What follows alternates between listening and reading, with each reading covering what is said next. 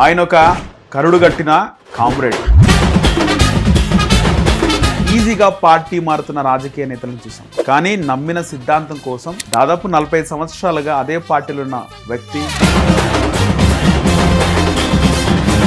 గొడవలు జరిగినాయా మీకు చంద్రబాబు నాయుడుకి? అదే చెప్తున్నా, ఫస్ట్లో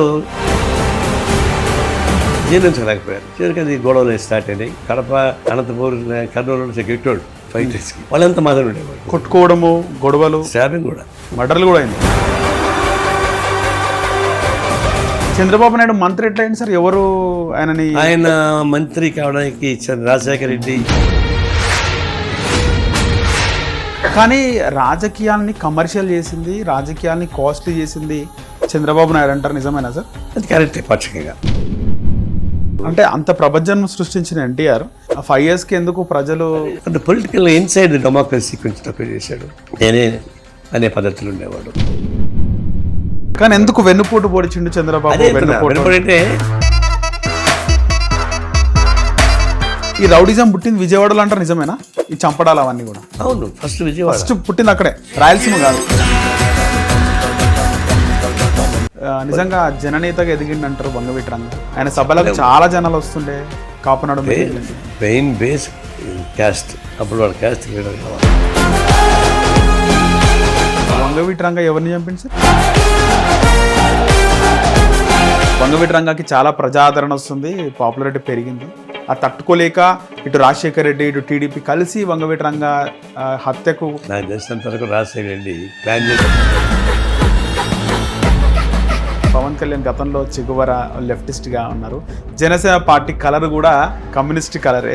ఇప్పుడు సనాతన ధర్మం అంటున్నాడు. ఏమంటారు? పోస్టర్ వెళ్ళి గతంలో చాలా అభిమానించారు, లైక్ చేసినారు పవన్ కళ్యాణ్. అదే చెప్తున్నా, ఆయన ఫస్ట్ చేకవరి డ్రెస్తోనే కాకుండా పవన్ కళ్యాణ్ గతంలో పరిటాల రవి గుండె కొట్టించిండు అనేది చాలా వైరల్ అయింది. అది అందులో అది నిజమా బద్దమా, వాస్తవం ఏంటి? ఆధారాలతో కూడిన వార్తలు ఉన్నాయి. పరిటాల కూడా నమస్తే, వెల్కమ్ టు హిట్ టీవీ. నేను నరేష్. ఆయన ఒక కరుడు గట్టిన కామ్రేడ్. దాదాపు 45 సంవత్సరాలుగా సుదీర్ఘ రాజకీయ జీవితమైనది. ఈ రోజుల్లో ఈజీగా పార్టీ మారుతున్న రాజకీయ నేతలను చూసాం, కానీ నమ్మిన సిద్ధాంతం కోసం దాదాపు 45 సంవత్సరాలుగా అదే పార్టీలో ఉన్న వ్యక్తి, జాతీయ సిపిఐ ప్రధాన కార్యదర్శి నారాయణ గారు మనతో పాటు ఉన్నారు. నారాయణ గారు నమస్తే. నమస్తే. నమస్తే సార్. మిమ్మల్ని చూస్తుంటే నిజంగా ఒక సిద్ధాంతం కోసం, ఒక కమిట్మెంట్తో ఉన్న రాజకీయ నాయకుడు ఎవరైనా ఉన్నారు అరుదుగా అంటే అందులో మీరు ఒకరు. Thank you. పార్టీలో మేము అంటే నేను స్కూల్ ఏజ్ నుంచి చూస్తున్నాను. స్కూల్ ఏజ్లో అప్పుడు మహాకూటమి ఏర్పాటైంది ఉమ్మడి రాష్ట్రం 2009లో. మీరు టీడీపీతో కూటమిలో ఉన్నారు. మీరు రాఘవుల్ గారు ఇద్దరు కలిసే ఉన్నాం. చంద్రబాబు నాయుడు అంటే మీద ఒక కూటమి ఉండే. కేసీఆర్ అంటే అప్పుడు మీరు ఒక జోడిగా తిరుగుతుండే, మీరు రాఘవుల్ గారు. కానీ నాకు ఆశ్చర్యం ఏంటంటే మీరు ఒక్కసారి కూడా ఎమ్మెల్యే కానీ ఎంపీగా కానీ అవ్వలేదు. అలాంటి వాటికి దూరంగా పార్టీ నిర్మాణంలోనే ఉన్నారు. అసలు ఎప్పుడు వచ్చారు పాలిటిక్స్లోకి? అసలు మీ ప్రస్థానం ఏంది? ఇప్పటి వరకు పార్టీ నిర్మాణంలోనే ఉన్నారు, కానీ ఎప్పుడు ఎందుకు ఎమ్మెల్యేగా ఎంపీగా పోటీ చేయలేదు? మా సొంత జిల్లా చిత్తూరు జిల్లా నగరి రోజా అదే ప్రాతినిధ్యం. నగర్ నుంచి ఆయన మాకు 4 కిలోమీటర్లు. తమిళనాడు బార్డర్. అందుకే మాకు సగం వారం సగం తెలుగు వస్తూ ఉంటుంది అక్కడ. అవును, మీరు మాట్లాడే మా భాష కూడా కొంచెం మాట్లాడుతుంది. అయితే ఆయన హై స్కూల్ వరకు నగరి, తర్వాత మదనపల్లి పియూసి. ఆ తర్వాత ఈ నగరిలో లీడింగ్ డాక్టర్ రామచంద్రరావు గారు అని ఆయుర్వేద డాక్టర్. ఆయనకు నగరి, పుత్తూరు, తిరుత్తూరులో హాస్పిటల్స్ ఉంటాయి. వీక్లీ ట్వైస్ పోతుంటాడు. నేను చదువుకునేటప్పుడు మా నాన్న ఫ్రెండ్ ఆయన ఎస్ఎల్సి ఉన్నప్పుడు హాస్పిటల్ పైన రూమ్ ఉండి చదువుకునేవాడిని. అంటే మాకు సన్నిహితం. ఆయన అన్నాడు, అప్పుడే బిఏఎంఎస్ కోర్సు కొత్తగా ఆయుర్వేదిక్ మెడిసిన్లో బిఏఎంఎస్ కోర్సు పెట్టారు ఫస్ట్ టైం. ఓకే. అంతకు ముందు డిప్లొమా ఉండేది. అప్పుడు ఆయన ఏమంటే, నువ్వు గుంటూరు పోయి చదువుకునిరా, అప్పుడు నువ్వు వస్తే. ఆయనకి పిల్లలు లేరు. ఓకే. నాకు పిల్లలు లేరు, డాక్టర్స్ కూడా క్వాలిఫైడ్ డాక్టర్స్ రాలేదు. కాబట్టి నువ్వు వెళ్తే ఈ 3 క్లినికలు చూసుకోవచ్చు అని చెప్పి మా నాన్నతో చెప్పి నన్ను గుంటూరు పంపించాడు. అప్పుడు తిరుపతి నుంచి గుంటూరు అంటే ఇది గల్ఫ్ కంట్రాగా. అప్పుడు పెద్ద విదేశాలకు ఉండేది అప్పుడు మాకంతా. ట్రాన్స్పోర్ట్ కూడా పెద్దగా ఉండేది. ట్రాన్స్పోర్ట్ అంటే కల్చరల్ ఆల్సో మచ్ డిఫరెన్స్. అవును సార్. గుంటూరు కిందకి. తర్వాత రిలేషన్స్ తక్కువ ఉంటాయి. ఇప్పుడు పెరిగినాయి కానీ ఏదో పెద్ద ఇంకో దేశం పోయేట్టుగా ఫీల్ అయినాం. వచ్చిన తర్వాత నేను ఆ కాలేజీలో చేరాను. First year, second year, third year బాగా సిన్సియర్గానే చేశాను. అది రాగానే కాలేజ్ యూనియన్ యాక్టివిటీస్ అట్లా నేను యాక్టివ్గా పాల్గొన్నాను. అప్పుడు చాలా ఉంటుండే కాలేజీల్లో ఆ రోజు. మా కాలేజ్ యూనియన్ యాక్టివిటీస్లో ముందు పార్టిసిపేట్ చేశాను. ఆ తర్వాత గుంటూరు స్టూడెంట్ మూవ్మెంట్ చాలా యాక్టివ్ మామూలుగా, ముఖ్యంగా లెఫ్ట్కి. అన్ని కాలేజీ ప్రెసిడెంట్ సెక్రటరీలతో మీటింగ్లు వేసుకునేవాడు. అట్లా నాకు ఏఎస్ఎఫ్తో పరిచయం అయింది. ఓకే. అప్పుడు స్టాలిన్ బాబు అని అప్పటికే సీనియర్ లీడరు ఏఎస్ఎఫ్, చాలా పాపులర్ లీడర్. ఆయన నేను ఒకే హైట్ ఉండేవాడు. ఆయన నన్ను ముందు అట్రాక్ట్ చేశాడు. స్లోగా నా బ్యాక్గ్రౌండ్, మా జిల్లాలో పార్టీ బ్యాక్గ్రౌండ్ లేదు, మా ఫ్యామిలీ బ్యాక్గ్రౌండ్ లేదు. మా ఫ్యామిలీ అంతా పొలిటికల్గా దూరంగా ఉంటారు. నాకు మేము నలుగురు అయితే అన్నదమ్ములు, నేను లాస్ట్. ఓకే. మా ముగ్గురు కూడా జస్ట్ హై స్కూల్ వరకు చదివేసి ఆపేశారు. వాళ్ళు వ్యాపారం, వ్యవసాయంలో ఉండేవాళ్ళు. మా నాన్న కూడా వ్యాపారం చేసేవాళ్ళు. ఓకే. అట్లా మా ఫ్యామిలీ నేను ఒకడే చదువుకోవడానికి ముందుకు వచ్చింది. రాజకీయాలకు వచ్చింది కూడా నేనే ఫస్ట్. ఈ గుంటూరు జిల్లాలో ఎస్ఎఫ్లో యాక్టివ్గా చేశాను.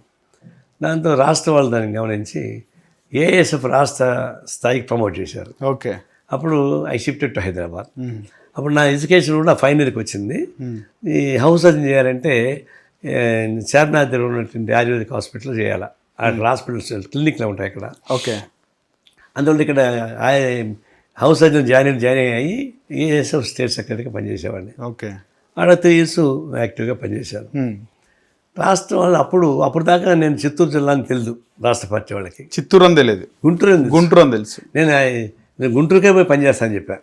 నేను రాజకీయాల్లో ఉంటాను, నేను ఉద్యోగం చేయను, నేను గుంటూరుకి పనిచేస్తాను.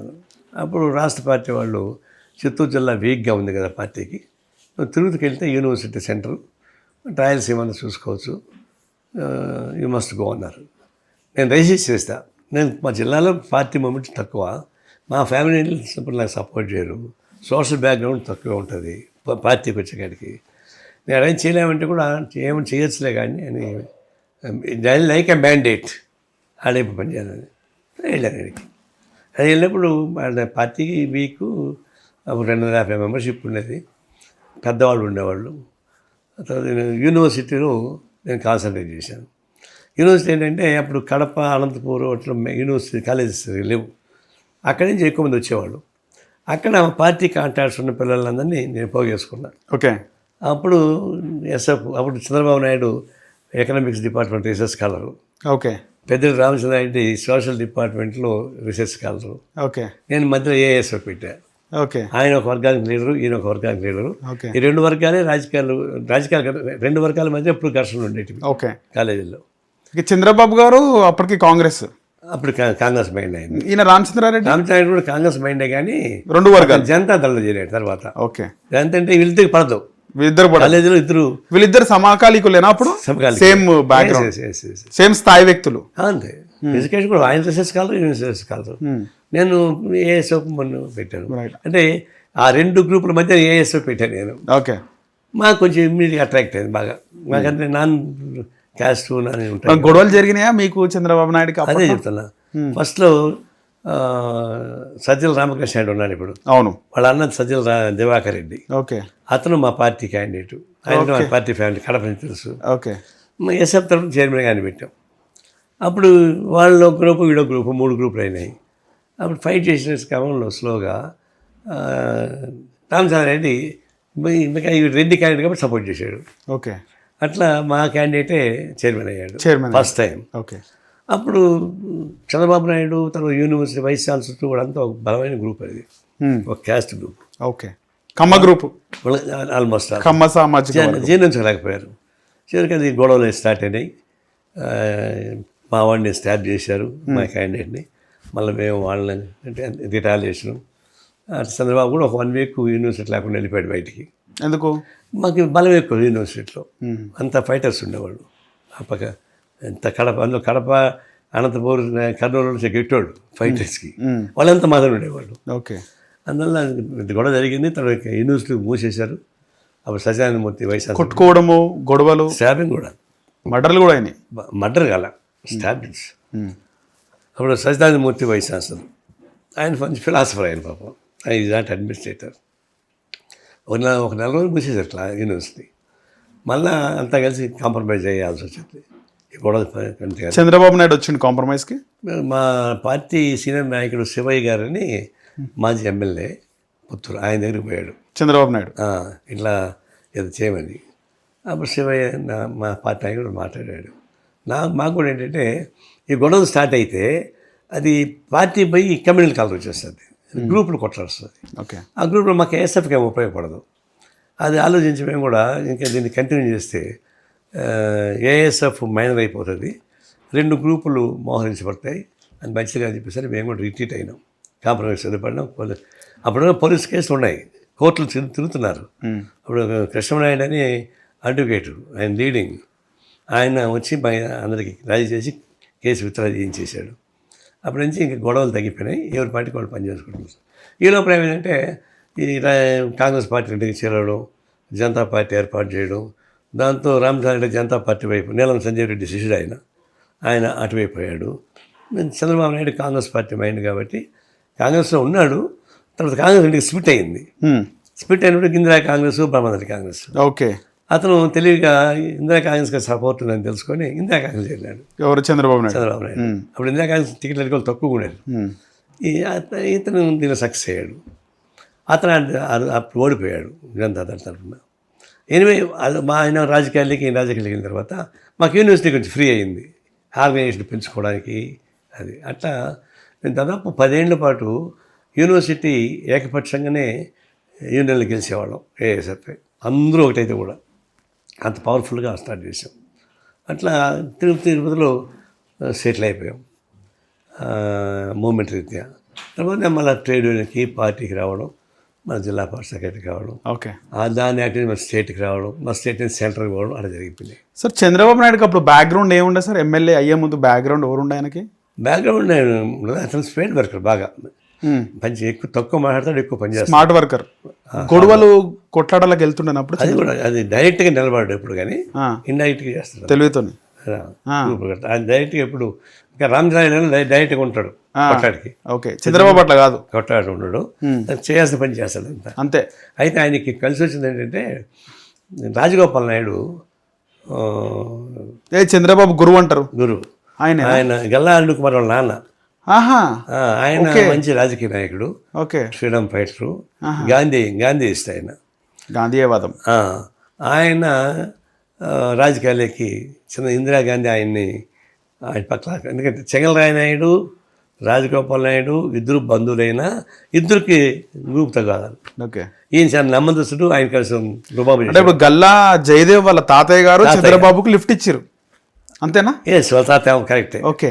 అప్పుడు కానీ వీళ్ళది గుంటూరు అని కూడా కాదు సార్ వీళ్ళది. ఎవరిది? ఈ గల్లా జయదేవ్ కాదు, ఆయన గుంటూరు పోటీ చేశాడు అంతే. కాదు, ఎందుకంటే గుంటూరు కృష్ణ అల్లుడు కదా. ఓకే, అవును. అందువల్ల అటు వచ్చాడు తప్ప నేటు చిత్తూరు జిల్లా. చిత్తూరు జిల్లా చంద్రగిరి దగ్గర. ఓకే. వాళ్ళు ఎన్ఆర్ఐస్, వాస్తవానికి గల్లా వాళ్ళ అమ్మ నాన్న ఎన్ఆర్ఐస్. ఆయన ఆ నుంచి వచ్చి అమరాజ బ్యాటరీ ఫ్యాక్టరీ పెట్టాడు. ఓకే. సో గల్లా అరుణకుమారి వాళ్ళ ఫాదర్ చంద్రబాబు నాయుడు ఈయన్ని పికప్ చేశాడు. ఓకే. పికప్ చేసినాక నార్మల్గా ఒక గురువు ఒక బాధ్యత ఇచ్చినాక లేకపోతే ఒక పదవి ఇచ్చిన తర్వాత చంద్రబాబు నాయుడు ఏమైనా వెన్ను చూపించండి ఆయనకి? అంటే ఎప్పుడు కానీ చంద్రబాబు నాయుడు ఏంటంటే సహాయం తీసుకుంటాడు, ఆయన పికప్ చేసుకుంటాడు. ఆయన అభివృద్ధి అయ్యే క్రమంలో ఏ సస్పెషన్ పెట్టుకోడు. ఏది మన ఫ్రెండు, మన లిఫ్ట్ ఇచ్చినాడు, మన గురువు అట్లాంటి ఉండదు, అన్ని పక్కన పెట్టేస్తాడు. అంటే ఆయనకు అనుకూలంగా చేసుకుంటూ పోతాడు అంతే. ఇప్పుడు ఈయనకి అనుకూలంగా మారాలంటే ఈయన తత్వం అనుకోండి, ఆయన వెనకబడతాడు. అందులో అర్థం ఏంటంటే మన కొంతమంది హ్యూమన్ బీయింగ్స్ ఏంటి, అవి మనకు సహాయం చేశాడు మన గురువు అని అంటాం కదా, రాజకీయ గురువు ఆయన అంటాడు. కానీ ఆ సమయం వచ్చినప్పుడు మాత్రం తన ఎదుగుదలని ఫస్ట్ చూసుకుంటాడు. ఎదుగుదల, ఆ ఎదుగుదలకి ఈయన ఉపయోగపడకపోతే అటు పక్కన పెడతాడు, ఉపయోగపడితే ఉపయోగించుకుంటాడు. చాలా స్మార్ట్. ఆ క్రమంలో రాజగోపాల్ నాయుడు చాలా పెద్ద మనిషి, ఎట్టబడితే అట్లా మాట్లాడాడు. ఈయన బాగా పెరిగాడు. పెరిగిన తర్వాత మళ్ళీ వాళ్ళ కూతురు రాజుగారికి వచ్చింది. అప్పుడు కొంచెం గ్యాప్ వచ్చింది. చంద్రబాబు నాయుడు మంత్రి ఎట్లయింది సార్? ఎవరు ఆయన మంత్రి కావడానికి రాజశేఖర రెడ్డి ఈయన ఒకేసారి ఎమ్మెల్యే అయ్యారు. అంటే ఆయనేమో బ్రహ్మాండ కాంగ్రెస్ నుంచి గెలిచినా మళ్ళీ కాంగ్రెస్ చేరిపోయాడు. అతను వాళ్ళది కొంచెం పవర్ఫుల్ ఫ్యామిలీ. ఇతను నన్ను పవర్ఫుల్ ఫ్యామిలీ కాదు, చంద్రబాబుది కాదు, అంత పవర్ఫుల్ కాదు, మామూలు ఆర్డినరీ ఫ్యామిలీ. అయితే రాజశేఖర రెడ్డి వీళ్ళు మాకు ఫ్రెండ్స్, ఈయనకి ఏంటంటే కొంచెం కమ్మ లాబింగ్ ఉంటుంది కదా స్టేట్లో, గుంటూరు నుంచి అక్కడ అంతా కలిపి అతను సపోర్ట్ చేశారు. అప్పుడు ట్రై చేసి 2-3 మార్లు ట్రై చేస్తే కానీ చాలా అంజయ్ గ్రూప్లో అయ్యాడు. ఇతను రాజశేఖర్ మంత్రులు అయ్యారు. మంత్రి అయినప్పుడు ఇతను సినిమాటోగ్రఫీ మంత్రి, సినిమాటోగ్రఫీ మంత్రి. ఈయనకి ఎక్కడ ఇచ్చినా బాగా పనిచేస్తాడు, చంద్రబాబు బాధ్యత ఇచ్చినా బాగా పనిచేస్తాడు. అప్పటి నుంచి విజనరా sir? Is politician also entrepreneur. ఆలోచన ఒరిజినల్ ప్లాన్ అంతే కాదు, వాళ్ళు కూడా 2-3 ఎకరాలు అవుతాయి కదా, ల్యాండ్ కాదు. అది కష్టపడి పైకి వచ్చాడు. కొంతమంది ఫ్యామిలీ బ్యాక్గ్రౌండ్లో పైకి వచ్చినా ఇతను కష్టపడి పైకి వచ్చాడు. అటు ఒక గ్రూపు ఈయన బాగా సపోర్ట్ చేసింది. ఇప్పుడు మంత్రి అయ్యాడు. మంత్రి అయిన తర్వాత దృష్టిలో పడ్డాడు ఇంకా రాష్ట్రంలో అంతా కూడా. అప్పుడు ఎన్టీ రామారావు కాంటాక్ట్ కూడా అప్పుడే వచ్చింది. ఎన్టీ రామారావు కూతుర్ని ఆయనకి ప్రతిపాదన వచ్చినప్పుడు కూడా ఆయన స్థాయిని బట్టి ఎన్టీ రామారావు ఇవ్వాల్సిన పని లేదు. కానీ అతను పైకి వస్తాడు, పైకి వచ్చే హ్యాబిట్ ఉంది. ఆడ కిరాయి గోపాల్ నాయుడు అని పెద్ద ల్యాండ్ లార్డ్ మా జిల్లాలో, ఓకే, ఆయన కొన్నాల్సిన మంత్రిగా ఉన్నాడు. ఆయన కూడా సపోర్ట్ చేశాడు. కుర్రాడు యాక్టివ్గా ఉన్నాడు కాబట్టి అట్లాంటి మీ అల్లుడు చేసుకుంటే నీ ఆస్తి ఆయనకి అవసరం లేదా అని అట్లా కన్విన్స్ చేశారు. అట్లా మేనేజ్ అయ్యింది. ఎన్టీ రామారావు అయినాక ఆయన కొంచెం ఇంకా కలిసి వచ్చింది. కానీ రాజకీయాల్ని కమర్షియల్ చేసింది, రాజకీయాల్ని కాస్ట్లీ చేసింది చంద్రబాబు నాయుడు అంటారు, నిజమేనా సార్? అది కరెక్టే పాక్షికంగా. ఎందుకంటే మొత్తం అర్థం చేయలేడు. కానీ అతని మొదలు కూడా రాజకీయాల్లో కొంచెం కరప్షన్ డబ్బులు పొందున్నా కూడా నామినల్గా ఉండేవి. ఎన్టీ రామారావు వచ్చిన తర్వాత జంప్ అయ్యాడు. ఈయన కూడా తర్వాత ఫస్ట్లో ఎన్టీ రామారావుతో పాటు ఈయన రాలే. అవును, కాంగ్రెస్ నుంచి పోటీ, మళ్ళీ కాంగ్రెస్ నుంచి పోటీ చేశాడు. ఓడిపోయినాక మళ్ళీ వచ్చి జాయిన్ అయినాడు. అంటే నమ్మకం లేకుండా సార్ ఎన్టీఆర్ పార్టీ గెలుస్తుంది అని చెప్పి? అదే అంతర్గా 2-3 వాదాలు ఉన్నాయి. ఏదో కరెక్ట్ నాకు తెలియదు. ఒకటేమో నేను వస్తానని చెప్పినట్టు, ఎన్టీఆరే లేదు నువ్వు ఆడే ఉండు నేను వస్తానని తెలియదు కదా, ఎందుకంటే ఎన్టీఆర్ కూడా డౌట్ ఉండే, ఎన్టీఆరే ఆడే ఉండమని చెప్పినట్టు, ఆయన ఆడు ఉన్నట్టుగా. అంటే మంత్రి చేసింది కాంగ్రెస్ పార్టీ కదా సార్? అదే రేపు నేను గెలిచే కట్టగా రావచ్చు కదా, ఇప్పుడు ఎందుకని ఆయన చెప్పినట్టు, అందువల్ల ఆయన ఆగినట్టు ఒక కథనాలు ఉన్నాయి. రైట్. ఓడిపోయిన తర్వాత మళ్ళీ టీడీపీలో చేయడానికి పోతే వాళ్ళు ఒప్పుకోలేదు. టీడీపీలో వ్యతిరేకించారు. ఓకే, టీడీపీ వాళ్ళు. అవును, వ్యతిరేకిస్తే అప్పుడు మళ్ళా నాకు తెలిసినంత వరకు ఎన్టీఆర్ భార్య తీసుకోవాల్సిందే, మనకు హామీ ఇచ్చాం కదా అని చెప్పి అని అదంతా అఫిషియల్ చెప్పలేను. It is a rumour. Anyway కష్టపడి జాయిన్ అయినాడు టీడీపీలోకి. జాయిన్ అయిన తర్వాత ఎన్టీ రామారావు దీన్ని కమర్షియలైజ్ చేయలేదు పాలిటిక్స్ని. ఎన్టీ రామారావు చేయలేదు. ఆయన రాగానే ఒక ఇన్స్టెంట్ రియాక్షన్తో వచ్చాడు. దీనిలో డబ్బులు సంపాదించుకోవాలని రాలేదు, ఆయన స్వార్థంగా పనిచేయాలని వచ్చాడు. ఓకే, అందుకే ఏ డెసిషన్ తీసుకున్నా కూడా దానిలో స్వార్థం చూసేవాడు కాదు. ఆయన ఎప్పుడు ప్రో పూర్ ఐడియాస్ ఉండేవాడు, ప్రో పూర్. అందువల్ల ఆయన రాగానే కిలో 2 రూపాయల బియ్యం ఫస్ట్ టైం ఆయనే పెట్టాడు. 2 రూపాయల కిలో ఇంప్లిమెంట్ చేసేది ఆయనే కదా. అవును సార్. తర్వాత కణాల వ్యవస్థ అనేది ఎంత ప్రమాదకరమైన వ్యవస్థ అది. దళారీ దాని జోలికి పోలేరు ఎవరు పోలేరు. అంటే ఎక్కడ ఉంటుంది సార్ దళారీ వ్యవస్థ? ఎందులో ఉండే కరణాలు ప్రతి ఊర్లో కరణాలు ఉంటారు కదా. పాతకాలంలో ఇప్పుడు విలేజ్ మున్సిపల్లో ఉంటారు కదా, అట్లా కరణాలు ఉంటాయి. కరణాల చేతుల్లో అన్ని లిటిగేషన్స్ ఉంటాయి. ల్యాండ్ లిటిగేషన్స్ అంతా కరణాల చేతుల్లో ఉంటాయి. ఓకే, వాడు ఏమైనా తలగిన చేయగలడు. ఈ వాళ్ళ గ్రిప్ ఉంటుంది. అది ప్రతి ఊళ్ళో కారణం ఉంటారు. వాళ్ళే చేయాలి పని, వాళ్ళే చేయాలి. వాళ్ళు రికమెండ్ చేస్తే మనం తహసీల్దార్ దాకా పోతుంది అది. ఓకే, అట్లాంటి వ్యవస్థని ఒక్క దెబ్బతో రద్దు చేసాడు. డేరింగ్స్ చెప్పేది, డేరింగ్ నిర్ణయం. నిజమే, కర్ణాటకకి ఎవరు పోలేదు. వాళ్ళు చాలా పవర్ఫుల్ వాళ్ళు. ఓకే, విలేజ్ తిల్లి చేస్తారు వాళ్ళు. కానీ ఒక దెబ్బతో కొట్టి పారేసాడు. అప్పుడు కర్ణాటక సమ్మె చేశారు. అప్పుడు కాంగ్రెస్ పార్టీ సపోర్ట్ చేసింది. ఆయన ఒప్పుకోలేదు. ఆయన నిలబడ్డాడు గట్టిగా. ఆయన పట్టుకుంటే బల్లోకం పట్టే, అట్లా దాన్ని చేశాడు. తర్వాత ఒకప్పుడు మండలాలు ఉండేవి కావు, తహసీల్దార్ల ఆఫీస్ ఉండేవి. తాలూకాలు అని ఉండేది, అంతేనా సార్? తాలూకా అంటే మనం ఎవరు పోవాలంటే కష్టం. ఆడ తాలూకాలు ఉన్న వీళ్ళు కలవాలంటే కూడా అంత పెద్దగా ఉండేది. అంటే డిస్టిక్ లాగా ఉంటుండే తాలూకా అంటే. అంటే హాఫ్ ఆఫ్ ద డిస్ట్రిక్ట్ అనుకున్నా సామాన్యుడు ఎంటర్ అయ్యేటువంటి పరిస్థితి కాదు. ఏదో పాలిటీషియన్ చూసుకుని. Okay okay okay. అప్పుడు సమితులు ఉండేవి. సమితి ప్రెసిడెంట్ కలవాలంటే కూడా అది పెద్ద గొప్ప. అవును, సమితి ప్రెసిడెంట్ చేసిన చాలా పవర్ఫుల్ పొలిటీషియన్స్ చెప్తుండే, చాలా పవర్ఫుల్ సమితులు. అట్లాంటి వ్యవస్థ నుంచి ప్రజల దగ్గర పాలనని మండలాల వ్యవస్థ పెట్టాడు. ఎన్టీఆర్ తీసుకొచ్చాడు మండల వ్యవస్థ. మండల వ్యవస్థ పెట్టడం వల్ల ఏమైందంటే ఎవరైనా పోగలరు మండలానికి, ఉమ్. ఆటోమేటిక్గా పోయి కలిసే అవకాశం ఏర్పడింది. అందులో మన పరిపాలన వ్యవస్థని తీసుకొచ్చాడు, కణాల వ్యవస్థని రద్దు చేశాడు, రెవెన్యూలో బ్యూరోక్రసీని రద్దు చేశాడు. అట్లా అతను ఏదైనా అనుకుంటే దీంట్లో లాభం నష్టం అని చూడడం, ఇమీడియట్గా యాక్ట్ చేస్తాడు. అట్లాంటి నిస్వార్థపరమైనటువంటి జంప్ చేసేవాడు. అందుకే ఆయన చాలా కష్టపడి రాజకీయాలకు వచ్చినా కూడా ఆయన కష్టపడి పోగొట్టుకున్నాడు. ఎన్టీఆర్ గారు లేకపోతే 5 ఏళ్ళలో ఓడిపోవాల్సిన పని కాదు కదా. ఆయన అప్పుడు ఏం జరిగింది సార్? 5 yearsలో ఎందుకు ఓడిపోయిండు ఎన్టీఆర్ గారు? అంటే ఇప్పుడు పొలిటికల్ చేంజెస్ వస్తున్నాయి, తర్వాత పార్టీలు చేంజెస్ వస్తున్నాయి. ఈ కొత్తగా వస్తున్నటువంటి యూత్కున్న ఆలోచనలు వేరు, ఆయన ఆలోచనలు వేరు. అంటే అంత ప్రపంచం సృష్టించిన ఎన్టీఆర్ 5 yearsకి ఎందుకు ప్రజలు? అదే చెప్తున్నా. ఇప్పుడు ఆయన పెద్ద పెద్ద వాళ్ళతో ఢీకొని వాళ్ళని ఇబ్బంది పెట్టిన మాట వాస్తవం. అదే సందర్భంలో ఆయన వాళ్ళ పార్టీని కూడా జాగ్రత్త చేసుకొని కొత్త అంతా యూత్ వచ్చారు. మరి యూత్కి వాళ్ళ ఆలోచనలు తేడా వస్తాయి. ఆలోచన తేడా ప్రకారం కొంత చూడాలా. అవి అట్లా చేసే టికెట్లు కూడా మార్చిండు అప్పుడు. అంత కొత్త పిల్లకాయలకి ఇచ్చాడు, ఎవరెవరికో అర్ధశ్రేణులకు ఇచ్చాడు. కొంతమంది అర్ధశ్రేణి తెలుసు, ఓడిపోయిన వాళ్ళు తెలుసు కానీ గెలిచిన వాళ్ళు తెలిసారు కదా ఇప్పుడు. ఓకే, అట్లా ఇది అయింది. అందులో ఈ మార్పుని ఆయన సరిగ్గా గమనించుకోవడం ఒకటి. అంటే పొలిటికల్ ఇన్సైడ్ డెమోక్రసీ కొంచెం తక్కువ చేశాడు.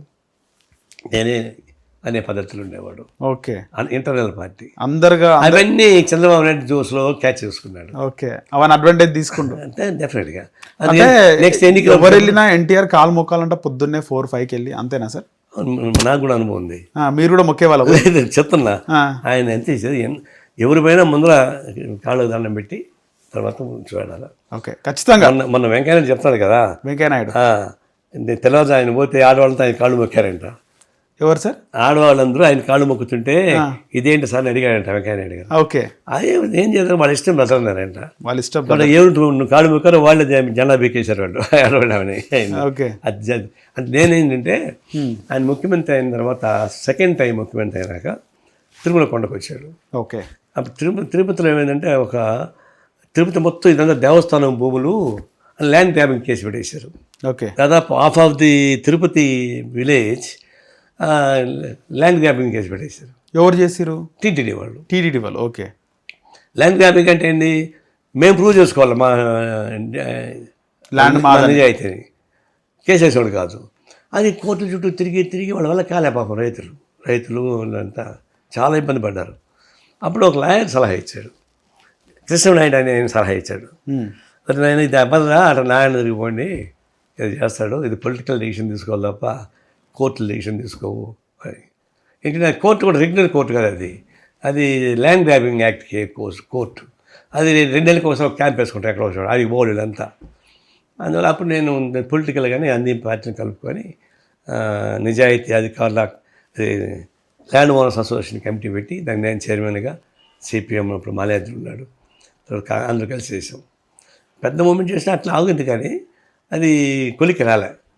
అప్పుడు ఎన్టీ రామారావు సెకండ్ టైం ముఖ్యమంత్రి అయినప్పుడు ఆయన దగ్గరికి పోయినాం. అప్పుడు టీడీపీ కూడా సపోర్ట్ చేశారు మాకు. అపాయింట్మెంట్ ఇస్తే నేను 2-3 పోయినాం. ఆయన అటు కూర్చున్నాడు, లక్ష్మీపతి పక్క కూర్చుంది, ఇద్దరు. నేను పోగా నమస్కారం పెట్టి అప్పుడు ఈవో నిమ్మగడ్డ రమేష్ కుమార్ ఉన్నాడు. ఓకే, ఆయన ఈ అపాయింట్మెంట్ ఫిక్స్ చేయించి. నిమ్మల రమేష్ కుమార్ మన Nimmagadda Ramesh Kumar okay TDP board chairman ఉన్నప్పుడు ఎలక్షన్ కమిషనర్గా ఉండి వివాదం మొన్నటి వరకు కూడా ఉన్నాడు కదా సార్. అదే 2019 వరకు ఉన్నాడు. అవును. ఆ రమేష్ కుమారే అప్పుడు ఈవో, టీటీడీ ఈవో. ఓకే, ఆయన తెలుగు స్టూడెంటే. ఓకే, ఆయన నేను పోయిన కుర్చీట్లు లాక్కొని నేను పక్కన కూర్చొని చెప్పడం మొదలుపెట్టా. లక్ష్మీపాతి లేచి వెళ్ళిపోయింది అది కూర్చోకుండా. ఎందుకు అది చెప్తున్నా, నేను గమనించలే. అయిపోయి బయటకు వచ్చినాక ముందుకేసినాడు అన్నాడు, మీ పని కాదయ్యా అన్నాడు. కాదయ్యా అన్నాడు, మీ పని కాదన్నాడు. ఏంటన్నా, వచ్చేవాళ్ళందరూ పోయి ఆయన దండం పెట్టారు, ఆయన దండం పెడుతున్నారు. వచ్చేవాళ్ళందరూ ముందు లక్ష్మీకాంత్ దండం పెట్టి ఆయన దండం పెట్టేవాళ్ళు. ఇద్దరు కాలు మొక్కాలా? లక్ష్మీపార్వతి కాలు మొక్కి ఎన్టీఆర్ గారు కాలు మొక్క అంతే, పక్కన కూర్చుంటారు కదా, పెట్టాలా? మీరు మొక్కలే? మాకు అలవాట్లేదు కదా. నేను పోగానే కుర్చీ లాక్కొని ఎక్స్ప్లెయిన్ చేసి విన్నాడు, ఆమె వెళ్ళిపోయింది. అప్పుడు చెప్పాడు, అందరూ పోయి ఆమెకి దండం పెడుతుంటే నువ్వేందా పక్కన కూర్చొని మాట్లాడింది, నీ పని అవుద్దా ఇంకా అని అన్నాడు. అయిందా పని? అయిందా? అవ్వకపోతే పోన్లే అన్నా, నేను ఫైట్ చేసుకుంటాను అని. కాలే పని కాలే. అప్పుడు కాలేదు. మళ్ళీ ఆమె పెండింగ్ పెట్టించింది నాకు తెలిసినంత వరకు. లక్ష్మీపార్వతి. ఎందుకంటే దాదాపు 1000 ఎకరాల భూమి వివాదం. ఒక్కొక్క ఎకరానికి 10,000 ఇచ్చినా కూడా కొన్ని కోట్లు అవుతుంది. లక్ష్మీపార్వతి బాగా నడిపించింది ఆ టైంలో. మేము ఏం చేసామంటే అట్లా కాదు ఫైట్ చేసాం. ఈలో చంద్రబాబు ముఖ్యమంత్రి అయ్యాడు. ఓకే. ముఖ్యమంత్రి అయిన తర్వాత ఆయన తెలుసు కదా, ఫస్ట్ ముఖ్యమంత్రి అయ్యి తిరుపతి రాగానే ఫస్ట్ మీటింగ్ తీసుకుని ఇచ్చారు నేను రద్దు చేయమని. అంటే ఫస్ట్ ల్యాండ్ గ్రాబింగ్ కేసు రద్దు చేస్తామని ప్రకటించేసింది. అది పెద్ద ఇమేజ్ వచ్చింది మాకు అది బాధ. అట్లా ఎన్టీ రామారావు కొన్ని విషయాలకు వచ్చేకాడికి ఆయన పైన చూశాడు, కింద ఉన్న అసంతృప్తి ఆయన పసిగట్టలేకపోయాడు. మామూలు వాడు పోయి ఆయన కలిసడానికి వీల్లేదు. కాదు అంటే వీళ్ళంటే ఆయన అలవాట్లు తెల్లవారుజాము 4 గంటలకు పోవాలి, కలవాలి, ఇంత డ్యూటీకి వెళ్తాడు అంటే యాక్సెసిబిలిటీ తక్కువైంది సామాన్య ప్రజలకి. దాని అంతా చంద్రబాబు క్యాష్ చేసుకున్నాడు. ఇంట్లో లక్ష్మీపార్వతి ఆమె ఆయనకి భార్య అయిన తర్వాత ఆమె మొత్తం పెత్తనం మొదలుపెట్టింది. ఓకే. రాజకీయ పెత్తనం.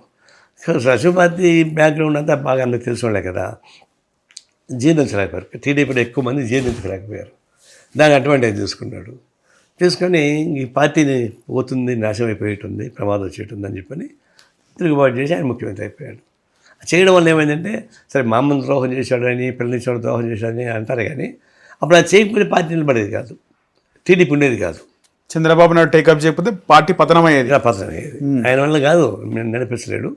ఇప్పుడు దగ్గుబాటి వెంకటేశ్వరరావు మొట్టమొదటి అల్లుడు, పెద్ద ల్యాండ్ లార్డు. అంతవరకు కూడా టీడీపీలో మొదటి నుంచి ఉన్నాడు. అతను చేయలేని పని ఇతను చేశాడు కదా, మామూలుగా అడ్వాంటేజ్ ఆయన తీసుకోవాలి. రైట్. కానీ ఇతను హార్డ్ వర్కరు, చాలా క్రూడ్గా ఆపరేట్ చేస్తాడు. చాణక్యం బాగుంది. ఆపరేషన్ విషయంలో వీడు మనోడు చెడోడు అటు చూసుకోడు. ఆపరేషన్ సక్సెస్ కావాలా అండ్ గోల్ రీచ్ కావాలా, దానికోసం ఎంతమంది అడ్డం వచ్చినా కూడా అది పక్కన పడేసిపోతుంటాడు. అట్లేనాడు దగ్గుబాటులాగా ఉంటాడు. అంటే అవన్నీ టాక్టిక్స్ లేని సైలెంట్గా ఉంటారు. అందువల్ల కష్టపడుకున్నాడు, తంటాలు పడుకొని నిలబెట్టాడు. కానీ ఎందుకు వెన్నుపోటు పొడిచిండు చంద్రబాబు? వెన్నుపోటే నీకేమీ లేనప్పుడు పిల్లలు ఇచ్చాడు కదా, నీకు పదవి వచ్చింది, నీ మామూలు ఎన్నుమోటు పొడుస్తావు అని అంటారు. అది ఎవరైనా సెంటిమెంట్గా అనేవాళ్ళే జనరల్గా. ఎవడైనా పోతే పార్టీని టేకప్ చేసి నాశనమయ్యే పార్టీని బతికించి ఇవాళకి పార్టీ పటిష్టంగా రన్ చేస్తున్నట్టు చంద్రబాబు నాయుడు కృషి అంటారు. నేచురల్. చంద్రబాబు నాయుడు కానీ రోజు పట్టించుకోకపోతే ఎన్టీ రామారావు కొంచెం ఏంటంటే లక్ష్మీపార్వతి తెక్కల పనులు సాయం చేసేవి. లక్ష్మీపార్వతి విషయంగా ఏమైందంటే కరప్షన్ ఛార్జెస్ స్టార్ట్ అయినాయి. ఎన్టీ రామారావు ఆయన మాయలో పడ్డాడు, ఆమె ఏం చెప్తే చేయడం మొదలుపెట్టాడు. అది కొన్నాడంటే మొత్తం డిస్టర్బ్ అయ్యింది, దాన్ని నిలబెట్టుకున్నాడు. అందువల్ల సెంటిమెంటల్ అయితే మామూలు మోసం చేయడం ఉండొచ్చేమో, కానీ ప్రాక్టికల్గా పార్టీ నిలబెట్టుకోవడంలో సక్సెస్ అయ్యాడు. అందుకే మేము సిపిఐ ఇప్పుడు ఆయన సపోర్ట్ చేసాం కదా. ఓకే. ఇంటర్మతో మేము క్లోజ్గా ఉన్నా కూడా మా వాళ్ళు పెద్ద నాయకులు కోటా సత్యనారాయణ, దాసరి నాగభూషణ వాళ్ళంతా కూడా ఆయన చంద్రబాబు సపోర్ట్ చేశారు. బికాస్ ఆపరేషన్స్ ఎట్లా ఉంటాయి, అడ్మినిస్ట్రేషన్ ఎట్లా ఉంటుంది, పార్టీ ఎట్లా ఉంటుంది, గవర్నమెంట్ నడిపించాలా అది ఇతనికి తెలుసు. యంత్రాంగాన్ని నడిపిస్తారో చంద్రబాబు తెలుసు. ఓకే. ఎన్టీఆర్ గారు చనిపోయినప్పుడు ఆ పరిస్థితులు ఎట్లుండే సార్ అప్పుడు? ఆయన క్యాంపెయిన్ అండి, ఎక్కడ పోయిన జనం తండాలు వేసేవాళ్ళు. ఎవరు క్యాంపెయిన్కి? చంద్రబాబు నాయుడు ఎన్టీ రామారావు క్యాంపెయిన్ ఎప్పుడు కూడా జనం. ఆయన చనిపోయినప్పుడు పరిస్థితి, చనిపోయినప్పుడా సరే అప్పటికి ఈయన ముఖ్యమంత్రి అయిపోయాడు, ముఖ్యమంత్రి అయ్యిండు. జనంలో కూడా సపోర్ట్ ఈయనకి వచ్చేసింది. జనం ఏం తిరగబడలేదా ఎన్టీఆర్ చనిపోయిన? అదే చెప్తున్నా, మామూలు మేము అనుకున్నా అటని, కానీ అట్లా లేకపోగా పార్టీ మెజారిటీకి వచ్చేసింది. ఓకే. పార్టీ మెజారిటీ వచ్చిన తర్వాత కంట్రోల్ అయిపోయింది. వాళ్ళు ట్రై చేశారు రిబల్ చేయించడానికి, కుదరలే. అప్పుడప్పుడు పరిటాల రవి ఆయన పక్క ఉండే, ఇంద్రారెడ్డి ఆయన పక్కనే ఉన్నాడు, నెహ్రూ దేవినేని నెహ్రూ కూడా ఆ పక్కే ఉన్నారు. ఉన్న జనంలో తిరుగుబాటు వచ్చేసింది, వాళ్ళు ఏం చేయలేకపోయారు. ఈ లోపల ఎవరు అదృష్టం అని తెలియదు, కానీ నెల ఆయన చనిపోయాడు. బతుకుని ఉంటే ఏమన్నా స్లోగా పికప్ చేసుకోవడం తెలియదు. అప్పటికి ఆయన పని అయిపోయింది, వయసు అయిపోయింది బాగా. అంటే 70 years కదా సార్ అప్పటికి. ఆయన health highly diabetic, health problem, తర్వాత పెళ్ళాం ప్రాబ్లం, బొసల మొగుడికి వగిసి పెళ్ళాం అట్లా ఉంటుంది. అంటే కొంచెం ట్రోలింగ్స్ బాగా అయ్యేవి అనుకుంటా. అంటే ఆయన ఏజ్కి లక్ష్మీపార్వతి ఏజ్కి, ఎవరు ఎన్టీఆర్ గారి ఏజ్కి లక్ష్మీపార్వతి గారి ఏజ్కి వాళ్ళిద్దరు భార్య భర్తలు అంటే ట్రోలింగ్స్ జోక్స్ బాగా అయ్యేవి అనుకుంటా. చాలా తేడా. వాళ్ళ కూతురు వయసే ఉంటుంది కదా. సరే అదే అయిపోయింది అనుకోండి, దాని దీంట్లో చాకచక్యంతో దాన్ని ఏమి బాగా డబ్బులు వేసుకుందా సార్ లక్ష్మీ పార్వతి డబ్బులన్నీ ఎన్టీఆర్ గారి దగ్గర ఇప్పుడు ఇప్పుడు అంత ఫ్లోటింగ్ కదా అప్పుడు డబ్బులు ఇప్పుడు అంటే ఆయన చనిపోయిన తర్వాత కొన్ని బాక్సెస్ అన్ని కూడా అంటే ఆయన సొంతంగా ప్రాపర్టీస్ ఉన్నాయి కదా. అదే అంటే లక్ష్మీ పార్వతి కొన్ని డబ్బులు ఆయన చనిపోయిన సినిమా యాక్టర్గా ఉన్నప్పుడు ఆయనకి ఎనార్మస్ ప్రాపర్టీస్, గోల్డ్, గిఫ్ట్లు చాలా వస్తుంటాయి కదా. డబ్బులు 4 సంపాదించాడు కదా, అంత ఉన్నాయి. దాన్ని కొంత ఈమె తరలించిందని, బినామీలకు పెట్టిందని. ఆయన ఉన్నప్పుడే బినామీ ఆయన ఉన్నప్పుడు కొంత, ఆయన పోయినాక ఇంకా ఎక్కువ. ఆ బినామీలను ఈయన మోసం చేశారు. బినామీలందరూ లక్ష్మీ పార్వతిని మోసం చేశారు. ఓకే, అట్లా ఆమెకు కూడా బాగా గిఫ్ట్లు వచ్చినాయట కదా, ఏదైనా పనులు అవుతుంటే పదవిలకి. చీరలేమి, నగలేమి, చాలా గిఫ్ట్లు అడిగిపోయినా. ఎందుకంటే ఇప్పుడు ఆమెని ప్రసన్నం చేస్తుంటే కానీ ఆయన నుంచి పని కావు కదా. ఓకే, అట్లా మొత్తానికి ఒక మంచి టైం నడిచింది వాళ్ళప్పుడు లక్ష్మీ పార్వతిది. లక్ష్మీపార్వతి నడిచింది. లక్ష్మీపార్వతి ద్వారా తర్వాత పతనం కూడా అయింది. రైట్ సార్, ముఖ్యంగా అప్పట్లో కమ్యూనిస్టులు బాగుంటుండే. అసలు కాంగ్రెస్ పార్టీ, కమ్యూనిస్టులు 2 పార్టీలు ఉండేవి. కమ్యూనిస్టులు అంటే ఒక రెబల్ లాగా, ఒక హీరో నైజాం ఉంటుండే. కమ్యూనిస్ట్ అంటే చెప్పుకోవడానికి గర్వంగా ఉంటుండే. అలాంటి కమ్యూనిస్ట్ పార్టీ రాను రాను అంతరించిపోతుందా అంటే ఏమంటారు? దానికి 2 రకాల కారణం ఉంది. ఒకటి, కాంగ్రెస్ వర్సెస్ కమ్యూనిస్టులు అనేది దేశవ్యాప్తంగా ఉన్నటువంటి పవర్ఫుల్ మూమెంట్స్. ఓకే, 1964-67 మధ్య కమ్యూనిస్ట్ పార్టీ ఇంటికి చీలిపోయింది. దాదాపు ఢీ కొట్టే స్టేజ్ నుంచి చీలిపోవడం ద్వారా మేమే ఒకరిని ఓడించుకోవడం మొదలుపెట్టాం. నీకు ఎగ్జాంపుల్ ఒకటి గుర్తుపెట్టుకో. 64లో చీలిపోయినా మేము, 67లో అన్ని రాష్ట్రాల ఎన్నికలు వచ్చాయి. అప్పుడు మేము అన్ని చోట్ల మేము పోటీ చేసుకొని ఎందుకు చీలిపోవాల్సిన అంతర్జాతీయ స్థాయి, జాతీయ స్థాయిలో చాలా ఉన్నాయి. అది దాని డిబేట్ వేరు పెట్టుకుందాం. ఇంటర్నేషనల్గా, నేషనల్గా వచ్చిన విభేదాల వల్ల, సైద్ధాంతిక విభేదాల వల్ల, ఆ కార్యాచరణ లోపాలు వచ్చిన వల్ల విడిపోవాల్సి వచ్చింది. ఇప్పుడు ఒక పక్క సుందరయ్య, ఇంకో పక్క చంద్రయ్య, జగమాయములు ఉన్నారు కదా. అందువల్ల అయిపోయింది. ఎప్పుడైతే మేము కొట్లాడుకుంటున్నామో సామాన్య జనానికి ఏంటి, వీళ్ళు ఓటేస్తామో ఎలా, వీళ్ళు కొట్లాడుకుంటున్నారు కదా అనేది అభిప్రాయం ఒకటి వచ్చేసింది. 67లో 8 రాష్ట్రాల్లో కాంగ్రెస్ పార్టీ ఓడిపోయింది, కానీ కమ్యూనిస్టులు రాలేదు. ఎందుకంటే మేము కొట్లాడుకుంటాం కదా. ఓకే, అప్పుడు ఒకటే ఉండుంటే జనతాదళ్ వచ్చింది. అప్పుడు తీవ్రమైన విభేదాలు, ఒకరికొకటి పోటీ చేసి ఓడించుకుంటున్నాం. ఓకే, అప్పుడు జనం వేరే వాడికి వేశారు. అప్పుడు ప్రాంతీయ పార్టీ వచ్చేసినాయి. ఎప్పుడైతే ప్రాంతీయ పార్టీలు వచ్చినాయో ప్రాంతీయ పార్టీలు వైపు మొగ్గారు. కాంగ్రెస్ పార్టీని ఓడించాలంటే ఈ కమ్యూనిస్టులు కుదరదు అని ప్రాంతీయ పార్టీలు వచ్చాయి శ్వాస పెట్టి. అట్లా మేము ఫస్ట్ చాయిస్ పోగొట్టుకున్నాం. ఎప్పుడైతే ప్రాంతీయ పార్టీలు వచ్చినాయో ఇక్కడ కూడా మన రాష్ట్రంలో కూడా ఇప్పుడు అంజయ్య లాస్ట్ ముఖ్యమంత్రి, రాష్ట్రం అంతా పెద్ద ఎత్తున ఉద్యమాలు జరుగుతున్నాయి. అప్పుడు కలిసే పనిచేస్తున్నాం.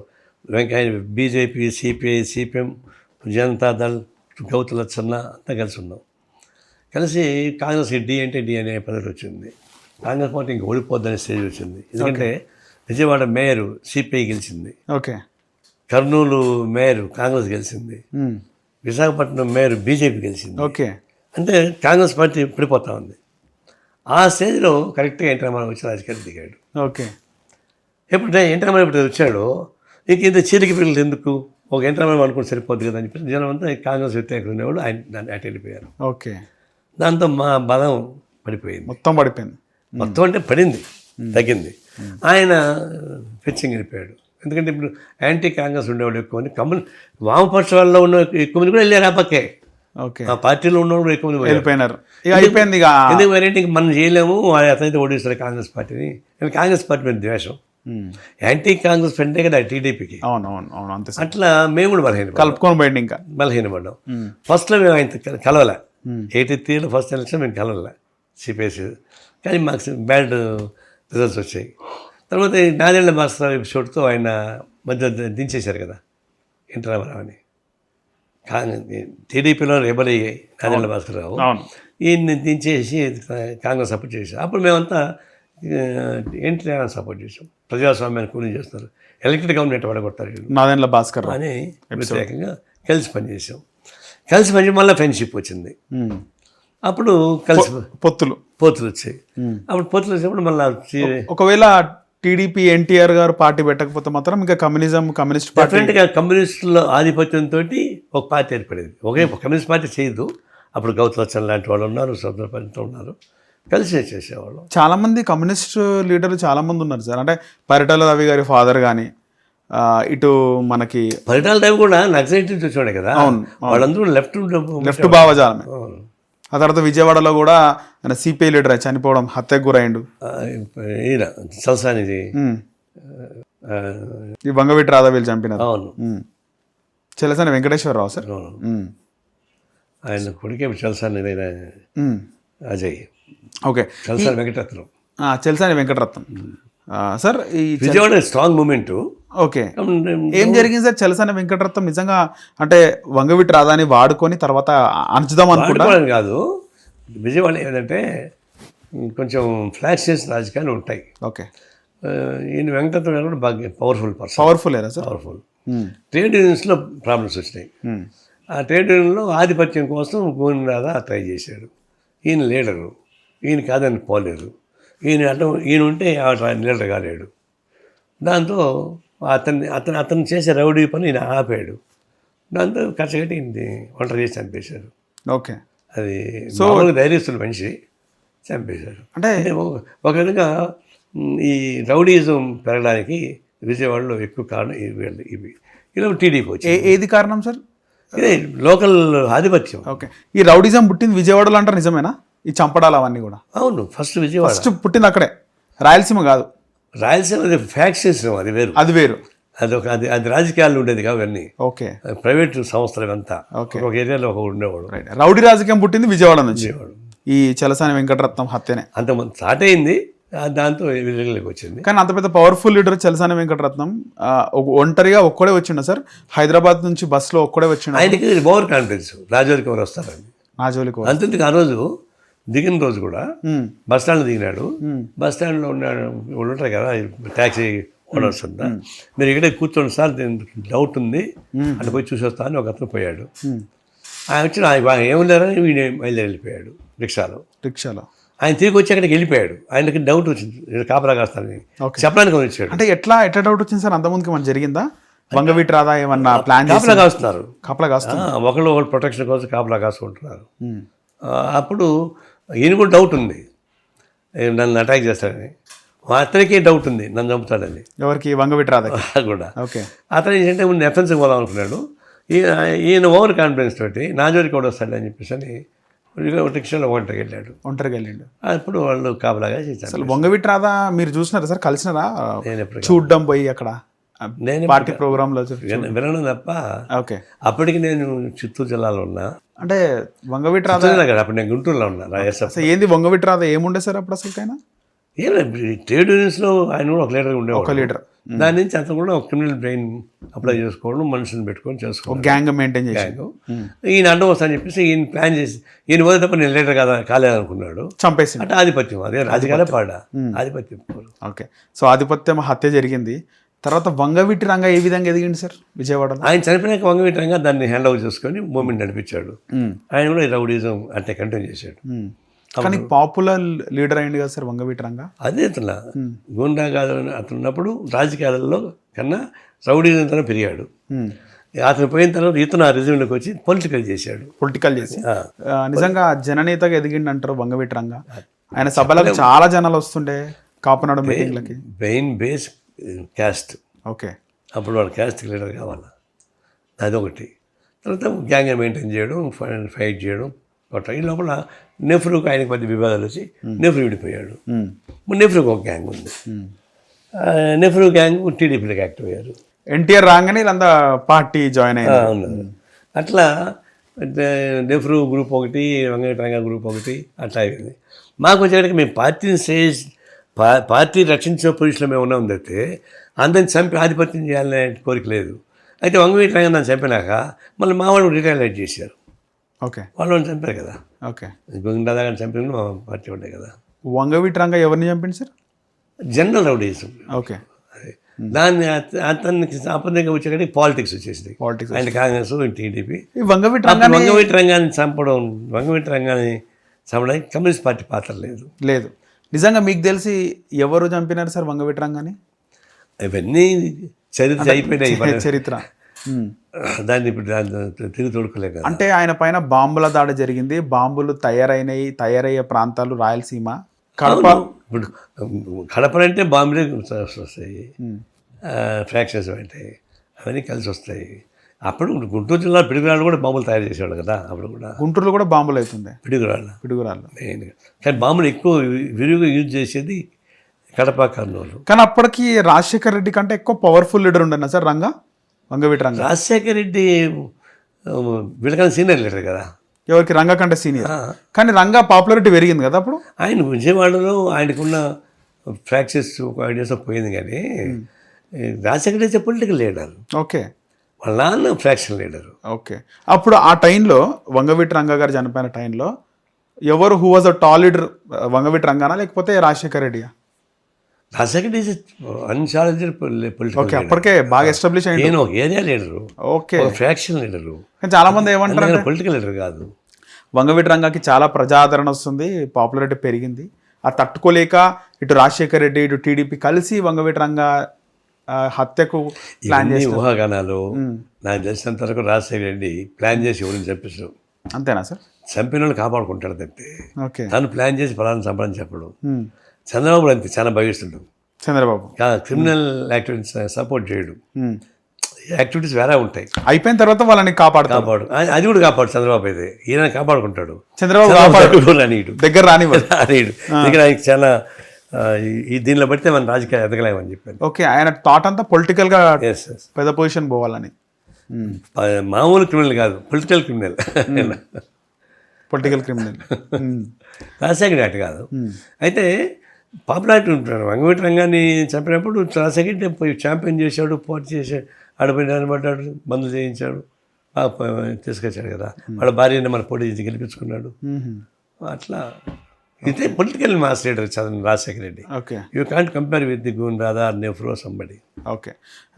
పరిటాల రవి హత్య జరిగింది కదా సార్ 2004-05 ఆ టైంలో. అది రాజశేఖర్ రెడ్డి ముఖ్యమంత్రి కాగానే అయింది అది, ఆ హత్య 2004 అనుకుంటా డిసెంబర్. పరిటాల రవి నక్సలైట్ నాయకుడిగా ఎదిగాడు. మీకు పరిచయం ఉండొచ్చు, కలిసినారా పరిటాల రవిని? కలిసి. అంటే నక్సలైట్గా ఉన్నప్పుడు తెలియదు నాకు. టీడీపీలో చేరిన తర్వాత అప్పుడు పొలిటికల్గా మేము కలిసి పనిచేసేటప్పుడు మేము కలుసుకునేవాళ్ళం. మేము బాగుండేవాళ్ళం. లెఫ్ట్ మిలియన్స్ కాబట్టి నన్ను అంటే బాగా గౌరవించేవాడు. నాకు కూడా వాడంటే అతనంటే ఇష్టం. ఒకసారి చంద్రబాబు నాయుడికి ఆయనకి చిన్న మనస్పర్ధలు వచ్చిందా సార్? నిజంగా ఉండనంటే నిజమేనా? అది ఏదో మనస్పర్ధలు వచ్చి ఈయన ఫోన్ అంతా ఆపేసి కూర్చున్నాడు పార్లమెంట్ ఎన్నికలప్పుడు. ఓకే. అప్పుడు రామకృష్ణ మా వాడిని పార్లమెంట్కి క్యాండిడేట్గా పెట్టాం. ఓకే. చేశారు. అప్పుడు కాంటాక్ట్ రాలేదు, నాకే చెప్పాడు చంద్రబాబు నాయుడు. ఇప్పుడు అతను కాంటాక్ట్ రావడం లేదు, ఎట్లా అని. ఓకే. అనంతపూర్లో సిపిఐ క్యాండిడేట్ నిలబడ్డాడు. అవును. Okay. Paritala Ravi phone switch off ఉంది. ఈ ఇద్దరి మధ్య గ్యాప్ వస్తే ఆయన చంద్రబాబు నాకే చెప్పాడు, నాకు దొరకడం లేదు, ట్రై చేయని. నేను డైరెక్ట్గా వాళ్ళ ఊరికి వెళ్ళిపోయా. ఊరు పోరు, వాళ్ళ ఊరికి ఆయన తెలియకుండా పోరు. ఓకే. ఇంటికి వెళ్ళాను. ఓకే. పరిటాల రవి తెరవకుండా వాళ్ళ ఊరికి పోవద్దు, పర్మిషన్ వేయాల్సిందే, అపాయింట్మెంట్ ఉండాల్సిందే. ఓకే. అనంతపూర్లో వెంకటగిరి ఏదో ఉండే సార్, అది వెంకటగిరి ఊరు దగ్గర. ఓకే. అది నేను డైరెక్ట్కి వెళ్ళా ఇంటికి. నన్ను ఎవరు ఆపుతారు, నన్ను ఎవరు అప్పటికే నేను ఎస్టాబ్లిష్ అయినారు, పాపులర్. అతను చెప్పిన అతను గబగబా బయటకు వచ్చేసాడు. ముందు చెప్పుంటే నేను లేదు అని చెప్పుండేవాడేమో. ఓకే. ఇంకా పోయిన కొంచెం మాట్లాడుకున్నాం సార్. అంటే అప్పటికి పరిటాల రవి ఇంట్లో పరిస్థితి ఎట్లుంది సార్? అంటే జనాలు, ఈ గ్యాంగ్, దాని పెద్దగా మ్యాచ్ కదా. ఒక 7 జీపులు ఉండేవి, ఒకే కలర్ జీపు, ఒకే నెంబర్ జీపులు ఉండేవి. ఓకే. మెరూన్ కలర్ జీపులు అంటారు, నిజమేనా? Black jeep, black jeep, same number. Scorpio, నేను దాన్ని ప్రయాణం చేశాను కదా. స్కార్పియో 7 ఉంటాయి, ఒకే నెంబరు, ఒకే కలరు. ఇది ఏ వన్లో ఉంటాడో తెలియదు ఎవరికి. ఓకే. అట్లా మెయింటైన్ చేశాడు. వాడు పోయి కాసేపు మాట్లాడి ఇంక రాబోయిపోదాం ఎందుకని చెప్పి తీసుకొచ్చి మళ్ళీ నాతో పాటు తీసుకొచ్చి బెంగళూరు దింపాం. అంటే నాకు పరిచయం, క్లోజ్ కాదు పరిచయం. నేనంటే కూడా బాగా ఇష్టం, ఎందుకంటే పొలిటికల్గా బాగా ఫైట్ చేస్తానని చెప్పని నా ఇష్టం, పరిచయం ఉంది. అయితే ఇతను తాడిపత్రి జేసీ దివాకర్ ఎక్కువ ఉండేది, చాలా ఎక్కువ ఉండేది. జేసీ దివాకర్ రెడ్డి అంటే తాకిడి. టీడీపీ వాళ్ళని ఎక్కడ సరిగ్గా నీళ్ళు తాగనిచ్చేవాడు కాదు, అంతా చేసేవాడు. ఏ పార్టీ గవర్నమెంట్ ఉన్నా వాళ్ళ పార్టీ ఉంటుంది అప్పుడు. అప్పుడు కాంగ్రెస్ టీడీపీ వచ్చినప్పుడు అతనే జేసీ దివాకర్ రెడ్డి. పరిటాల వచ్చి కొంతమందిని చంపించాడు రకరకాల పద్ధతుల్లో. దాంతో అతను భయపడిపోయాడు. జేసీ దివాకర్ రెడ్డి ఇప్పుడు వెళ్ళిపోయారు. వాళ్ళ తమ్ముడు ఇప్పుడు గడ్డం పెంచుకుని హీరో జేసీ ప్రభాకర్ రెడ్డి. జేసీ ప్రభాకర్ రెడ్డి తిరుగుతున్నాడు. అతను కూడా బెంగళూరుకి వెళ్ళిపోయాడు. బెంగళూరుకి వెళ్ళిపోయినారు. మున్సిపాలిటీ వదిలేశారు. మున్సిపాలిటీ పోటీ చేయడానికి వీల్లేదంటే పోటీ చేయలే. అప్పుడు టీడీపీ వాళ్ళు చైర్మన్ అయ్యారు. యునానిమస్. పరిటాల రవి భయానికి జేసీ దివాకర్ రెడ్డి, ప్రభాకర్ రెడ్డి అంత జంప్. లోకల్ బాడీస్ మొత్తం వాళ్ళు రిజైన్ చేస్తే మొత్తం వీళ్ళు నామినేట్ చేసుకున్నాడు. ఇది in the name of elections. అట్లా నడిపించాడు. అతనికి శత్రువులు చాలామంది కూడా ఉంటారు కదా పరిటాల రవి. ఎప్పుడైతే టీడీపీ ఓడిపోయిందో అప్పుడు అంత బలం తగ్గింది కదా. దాన్ని బట్టి రకరకాల పద్ధతులు ఉపయోగిస్తారు. ఎవరు ప్లాన్ చేస్తారు ఏంటి అని మనకి పెద్దగా ఐడియా లేదు. ఇప్పుడు చెప్పి కూడా ఉపయోగం లేదు. అప్పుడు నిజంగా చంద్రబాబు నాయుడు చాలా కాపాడే ప్రయత్నం చేసిన సార్ పరిటాల రవిని. కాపాడడం అంటే అతను ఈ క్రిమినల్ పెయిన్ అప్లై చేయడానికి మంత్రి పదవి ఉన్నప్పుడు కూడా అతను సంతృప్తికి లేడు కదా. ఇతని యాక్టివిటీస్ అతనికి ఇష్టం లేదు. చంద్రబాబుకి ఇష్టం లేదు. అంటే పొలిటికల్ యాక్టివిటీస్ అయితే ఇష్టం, ఇతను నాన్ పొలిటికల్ యాక్టివిటీస్ ఉంటాయి. ఈ హత్య అంటే ఏమంటాడు, కాంగ్రెస్ వాళ్ళు ఆ రోజు ఇట్లా చేశారు కాబట్టి, ఈ టీడీపీ వాళ్ళు బాధపడ్డారు కాబట్టి వాళ్ళకి నేను మేలు చేయాలి. దీంతో ఈయన నాన్ పొలిటికల్ యాక్టివిటీ చేసేవాడు. ఆయన అంటాడు పొలిటికల్ యాక్టివిటీ చేయాలి, మనం నాన్ పొలిటికల్ యాక్టివిటీ వద్దని ఆయన దేశం. అందులో గ్యాప్ ఉంది ఇద్దరి మధ్య. ఎన్టీ రామారావు వల్ల ఈయన రాజకీయాలకు వచ్చాడు పరిటాల రవి. ఎన్టీ రామారావు నమ్మాడు, ఈయన ఎన్టీ రామారావు నమ్మాడు. ఎన్టీ రామారావు అంతకాలం గట్టిగా ఉన్నాడు. అందుకే కదా పదవి పోయినా కూడా ఆయనతో ఉన్నాడు ఈయన. అవునవును, బయట రాలా, సిన్సియర్గా ఉన్నాడు. చంద్రబాబు వచ్చిన తర్వాత వాళ్ళ కెమిస్ట్రీ కుదరలేదు. కుదరపోయినా దానిలో ఉన్నాడు పార్టీలోనే. అయితే ముఖ్యంగా రాజశేఖర రెడ్డి ముఖ్యమంత్రి అయిన తర్వాత ఏవైతే బెంగళూరు ఆ గన్నుల విషయంలో జగన్కి జనార్దన్ రెడ్డి గాలి జనార్దన్ రెడ్డి ఆ గన్నుల విషయంలో పరిటాల రవి బాగా అడ్డు తొలగించుకోవాలనే జగన్ కూడా ఇన్వాల్వ్ అయ్యిండప్పుడు పరిటాల రవి విషయంలో అంటారు. నిజమేనా సార్ అది? అవన్నీ చాలా కథలు ఉంటాయి. ఆ కథల్ని ఇప్పుడు మనం తవ్వించి అయ్యే పని కాదు. అంత సెటిల్ అయిపోయింది. మొత్తానికి అబ్నార్మల్గానే గాలి జనార్దన్ రెడ్డికి సహాయం చేసింది రాజశేఖర రెడ్డి. రాజశేఖర రెడ్డి ఒకటి ఉంది, ఆయనకు నచ్చిన వాళ్ళని అవుట్ ఆఫ్ ది వేలో కూడా కాపాడుకుంటాడు. నచ్చితే వాళ్ళని వదులుకోడు. ఆ టైంలో గాలి జనార్దన్ రెడ్డి దాన్ని ఎక్స్పైర్ చేశాడు. ఆయన బాగా ఈ మిలిటరీ మనీ లైక్ ఎనీథింగ్. అదే టైంలో చైనాలో గిరాకీ ఎక్కువ వచ్చింది మైన్స్కి. దాన్ని మొత్తం తరలించాడు. బాగా డబ్బులు పట్టిందంతా గోల్డే. మైన్ పట్టుకుంటే అది గోల్డ్ అయిపోయేది. అప్పుడే కదా లక్ష్మి కూడా పనిష్మెంట్ గురైంది ఐఏఎస్ ఆఫీసర్. ఓకే, అప్పుడు చాలా డబ్బులు ఇంకా కాస్ట్లీ. దాని తక్కువే ఉంది సార్. రీసెంట్గా హిడ్మాని ఎన్కౌంటర్ చేయడం జరిగింది. హిడ్మా ఏం చెప్తారు హిడ్మా ఎన్కౌంటర్ గురించి? బట్ నక్సలైట్ అతను సెంట్రల్ గవర్నమెంట్ నక్సలైట్ని చంపాలని ప్లాన్ చేసుకుంది. ముఖ్యంగా Amit Shah. That was not a cabinet decision, but Amit Shah తీసుకున్నాడు. కమిషన్ అంటే Amit Shah also is criminal brain అయింది. వాళ్ళ ఏంటి, ఇప్పుడు అడవి సంపద మొత్తం కూడా ప్రైవేట్ పరంగా కావాలి. ఎందుకంటే అడవి సంపద ఉన్నటువంటి మినరల్స్ రిచెస్ట్ మినరల్స్. దానిలో ట్రైబల్స్ని ఖాళీ చేయాలంటే నక్సలైట్ అడ్డం వస్తారు. అవును, ఇప్పుడు నక్సలైట్ లేకుండా పోతే వాళ్ళు వెళ్ళిపోతారు. కాబట్టి ముందు నక్సలైట్ చంపేసరికి సాధ్యం కాదు. అందులో ఓపెన్గానే 26 మార్చి అంతా ఫినిష్ చేస్తాడు. ఆయన ఫినిష్ చేసుకుంటూ వస్తున్నాడు. అందులో భాగంగానే హిడ్మా కూడా. ఓకే, ఇప్పుడు అంతే. ఇదేంటి, ఇప్పుడు నిన్న చూసావా, ప్రైవేట్ ఫారెస్ట్ ఏరియాలో ప్రైవేట్ వాళ్ళకి రోడ్ డెవలప్మెంట్, ఫారెస్ట్ డెవలప్మెంట్కి ఛాన్స్ ఇస్తున్నారు. ఓకే, అంటే 9th schedule president of India సంతకం పెడితే తప్ప కుదరదు. అది ప్రెసిడెంట్ ఆఫ్ ఇండియా సంతకం ట్రైబల్ ల్యాండ్ని ఎందుకు పెట్టారు? రాబోయే రోజుల్లో ఫారెస్ట్ ల్యాండ్ యాక్టివిటీస్ మార్చాలి కాబట్టి దానికి ఉపయోగపడే పరిస్థితి ప్రెసిడెంట్ కావాలి వాళ్ళకి. లేదా వెంకయ్య ఆటోమేటిక్గా ప్రెసిడెంట్ అయ్యేవాడు. కానీ వాళ్ళ ఉద్దేశం ట్రైబల్ ల్యాండ్ విముక్తి కావాలంటే ట్రైబల్ ల్యాండ్ లేడీని పెట్టుకోవాలా. అందుకే ప్రెసిడెంట్ ఆఫ్ ఇండియాకి ఆమెను పెట్టారు పూర్వని. ఆమె సంతకం పెట్టి ఇచ్చేశారు ద్రౌపది 23లో. యాక్ట్ మారిపోయింది. ఇప్పుడు అడవి సంపద మొత్తం ప్రైవేట్గా అయిపోతా ఉంది. అవి ఏంటి వాళ్ళంటే రాజకీయాలు అంతేనా సార్? అంటే ఒక కులానికి సంబంధించిన కత్తితోనే ఆ కులాన్ని అంత పంటితో పన్ను అట్లా ముళ్ళుతో తీయాలి కదా, అట్లా చేశారు.